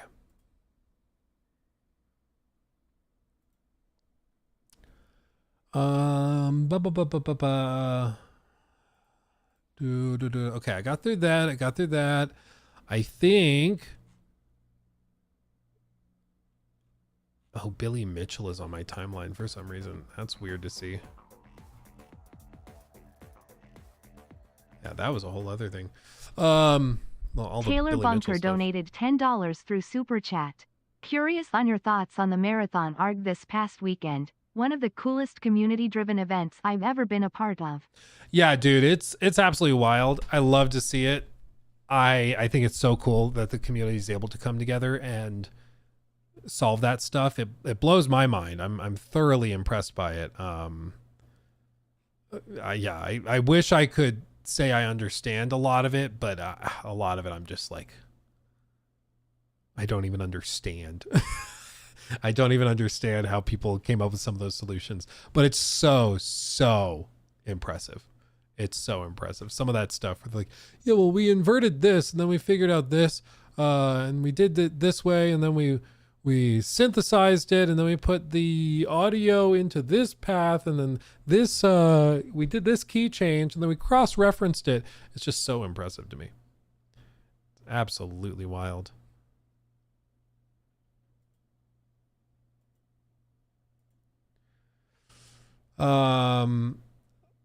Let's see. I know a bunch of you are going to kill it gameplay wise.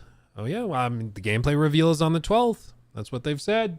So, and when I'm allowed to talk about it at some given time and date, which I can't specify, you better believe I'll have lots to say.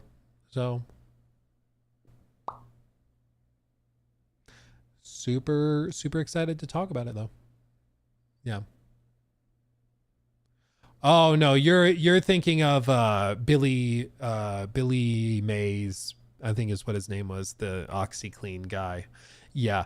Billy Mitchell is the Donkey Kong like guy who claimed he had a bunch of Donkey Kong records. Yeah. Yeah, I don't know why he's randomly popping up on my feed. Booyah, thank you, Andrew. Andrew donated €11.99 through Super Chat. Thank you, my Hey friend. Luke, big fan from Ireland. Do you think some of TLOU2 leaks that turned out to be wrong were just changed after the backlash? I think they changed some elements of Abby's character to Lev. No, the leaks came in, I want to say April, and the game ended up launching in June. These things are set like years ahead of time, like years. It's the same reason people were like, do you think they delayed AC Shadows to cut Yasuke from the game? It's like, no, that's not how any of this works. Once games are built, like you can't just quickly pivot and shift stuff. It just doesn't work that way.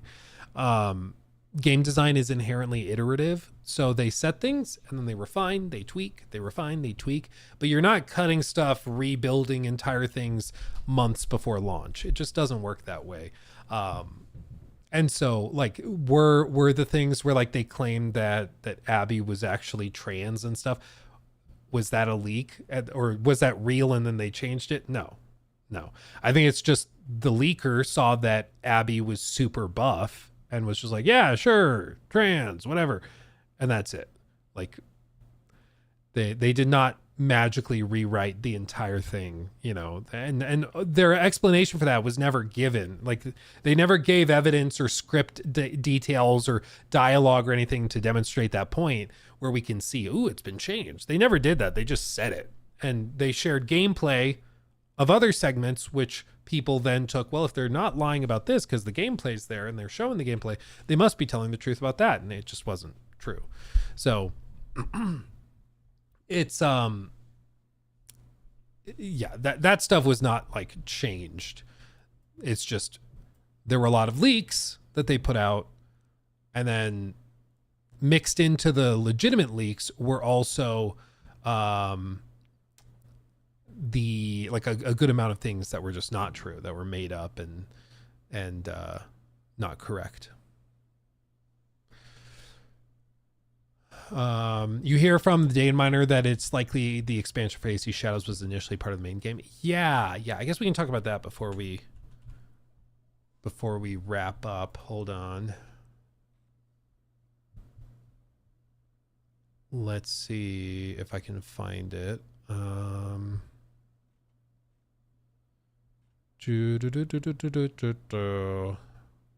was that reported with? AC Shadows.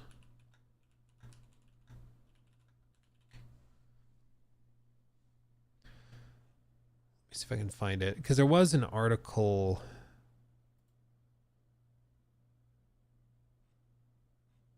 I don't know. I don't see it. Bummer. Okay, well, I guess I can touch on this real quick. News segment. So there is an expansion coming for AC Shadows in the near term. Near term. I mean, it's. I don't think they've announced the exact date, but it's coming. And this is the one that they're including as part of like the pre-order thing. They announced this ahead of time. If you pre-ordered the game, then you would get the expansion for free. That offers like 10 hours of content, new weapon, stuff like that. And, you know, there's been some data mining that's been going on in the background by various people. And one of the things that's been asserted by some of these data miners is that it looks as though the DLC was at one time part of the core game, and then it was later cut and turned into a DLC after the fact, which is perhaps why some of the story feels like it ends very abruptly, which it kind of does in AC Shadows. And some people are taking this as, and I think they're running with it in a certain way that I don't think is necessarily accurate. I think that it's very, very likely that this was at one point, parts of it at least, included in the base story. I do think that that's probably was true at one point. I'll let this read off. Nawaf Al Saleh donated £19.99. Thank you, that's through very Super generous. Chat. Could you check out Tainted Grail, Fall of Avalon? Tell us what you think about it. Folded hands, medium skin tone. Tainted Grail, the Fall of Avalon. Yeah, this thing.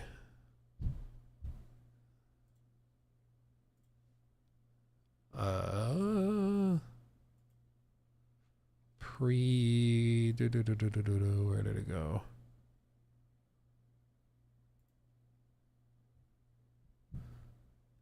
Yes. Yeah, I can. I mean, this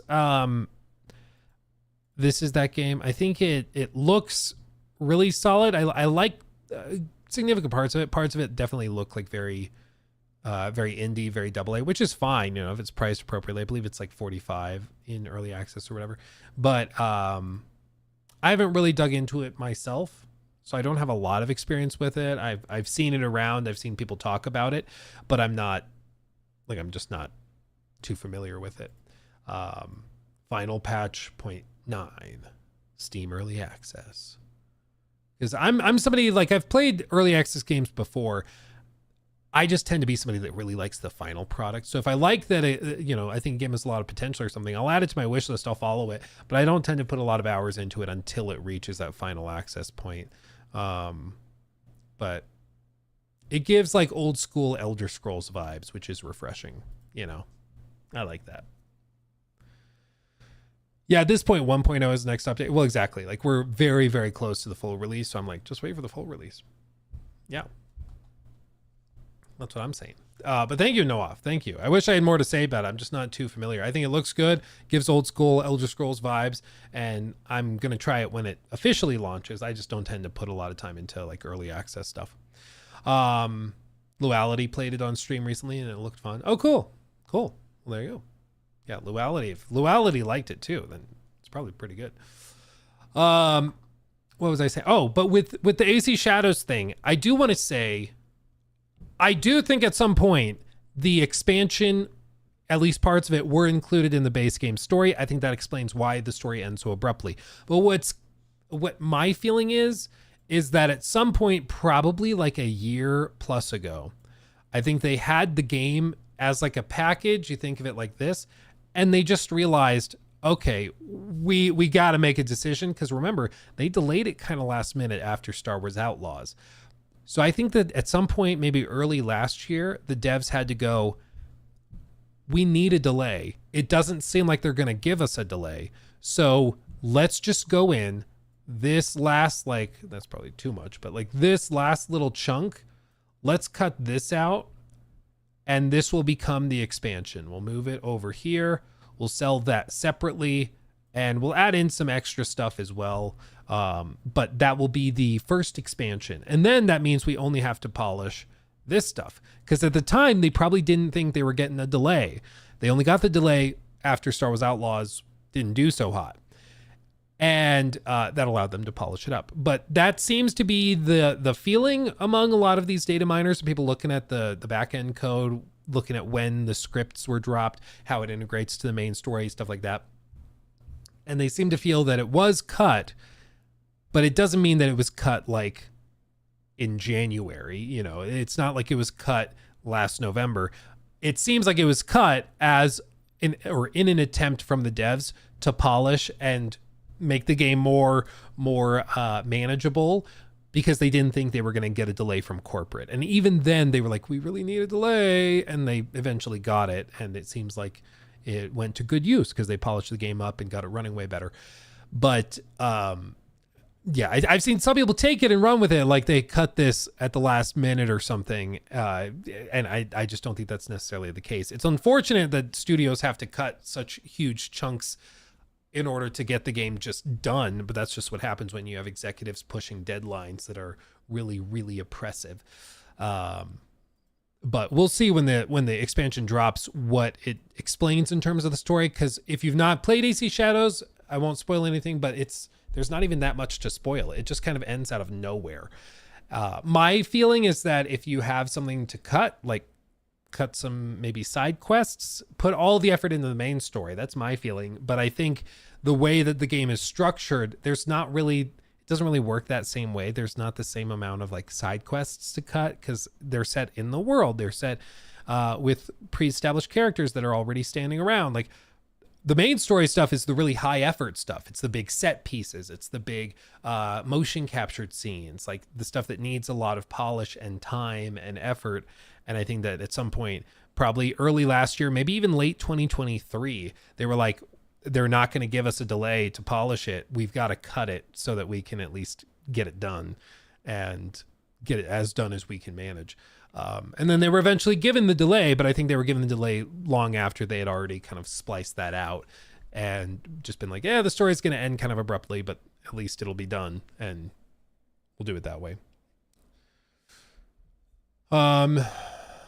Oh, is it the hidden one? Is that who reported on it? I thought I had it bookmarked, but I didn't.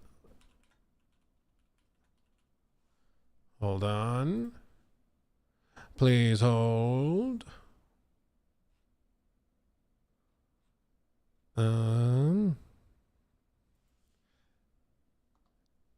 Oh yeah, and thank you for that, RS Nos, for pointing this out. Yes, it was the hidden one on X.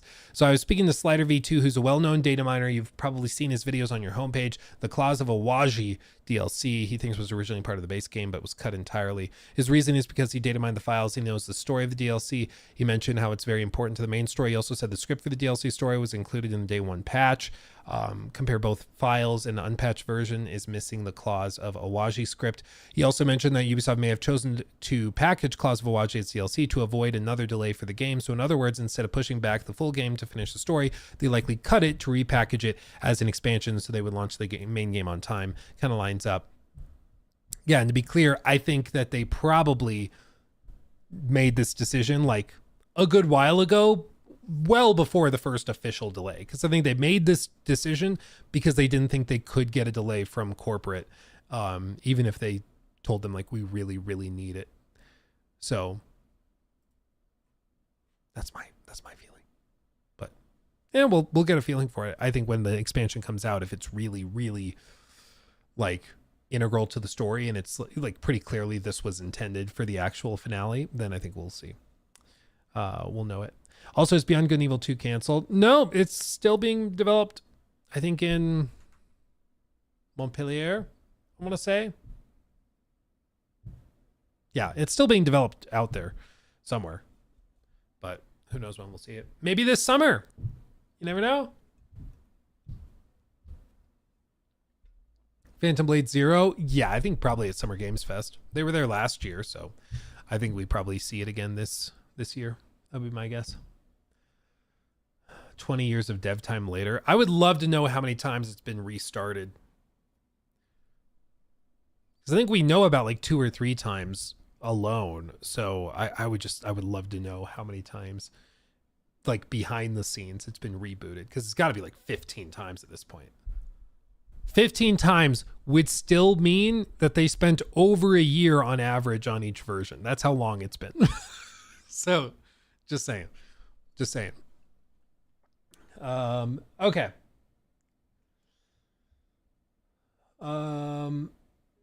Let's see. KOTOR remake. Nope. Still nothing. New BioShock game coming out. Yeah, they are working on it.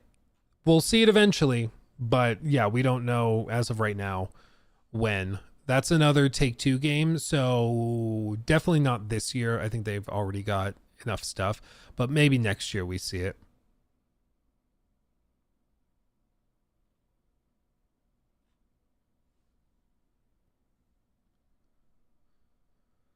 Judas, at this point, yeah, I don't think we see it this year. I think if we were going to, we would have heard about it. Because right now it's like they have Borderlands in like September. They have probably Mafia in August, I'm guessing.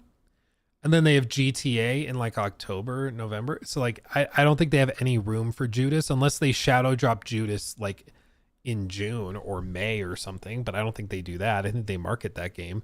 So I think both Judas and BioShock are probably next year if I had to bet money. That'd be my guess. Whereas Jor, he is rocking out in the jolly old Netherlands is my guess. But yeah, we'll be back with the podcast this week. Don't you worry. It was tricky because when we were going to have the podcast on Wednesday, I was headed to the airport to fly out for the marathon thing. So I have a feeling they'll delay Mafia to 26. They might. Whatever they need to do to get that game polished up and running well, I'll be okay with. I just want it to be good. Because my God, I love Mafia. I love Mafia. Okay. How often do we stream on here? We stream like every Monday, Wednesday, Friday, sometimes more. Like Saturday, we might do an extra stream just because we've got the marathon gameplay reveal. But we'll see. What about that vampire game from the ex-CDPR devs? Yeah, I'm excited for that. What is that one called? It's like...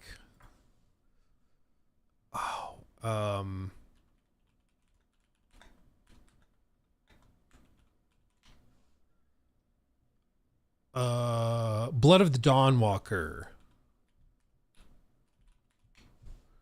Yes. Yeah, this one.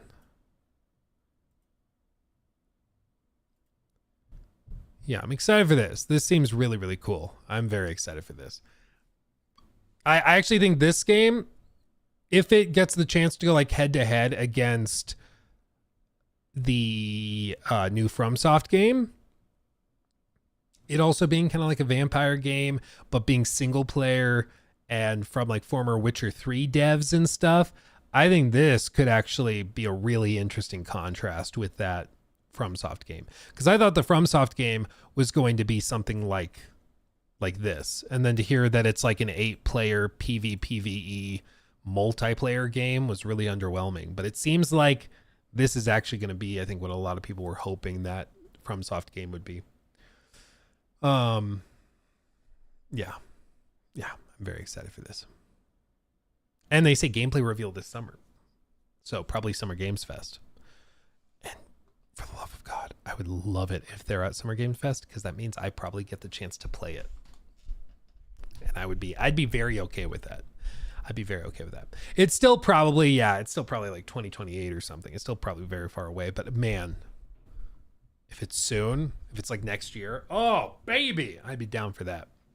Yeah, and it's not Switch exclusive. Exactly. But okay, my friends, my family, I love you dearly. I need to go eat. I am mad hungry.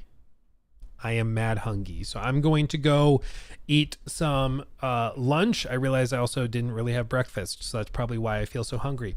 So I'm going to go do that. You guys are fantastic. You've been wonderful. Thank you so much for hanging out with me, for chilling and vibing. And yeah, we'll be back Wednesday talking about more stuff, and we'll have plenty of stuff to go through. Don't you worry. And yeah, until then, my friends, much love, much love. Thank you for chilling with me. Thank you for putting up with me while I was gone for this marathon thing. Trust me, it will have been worth it once we can finally talk about it. But until then, my friends, much love, hugs and kisses.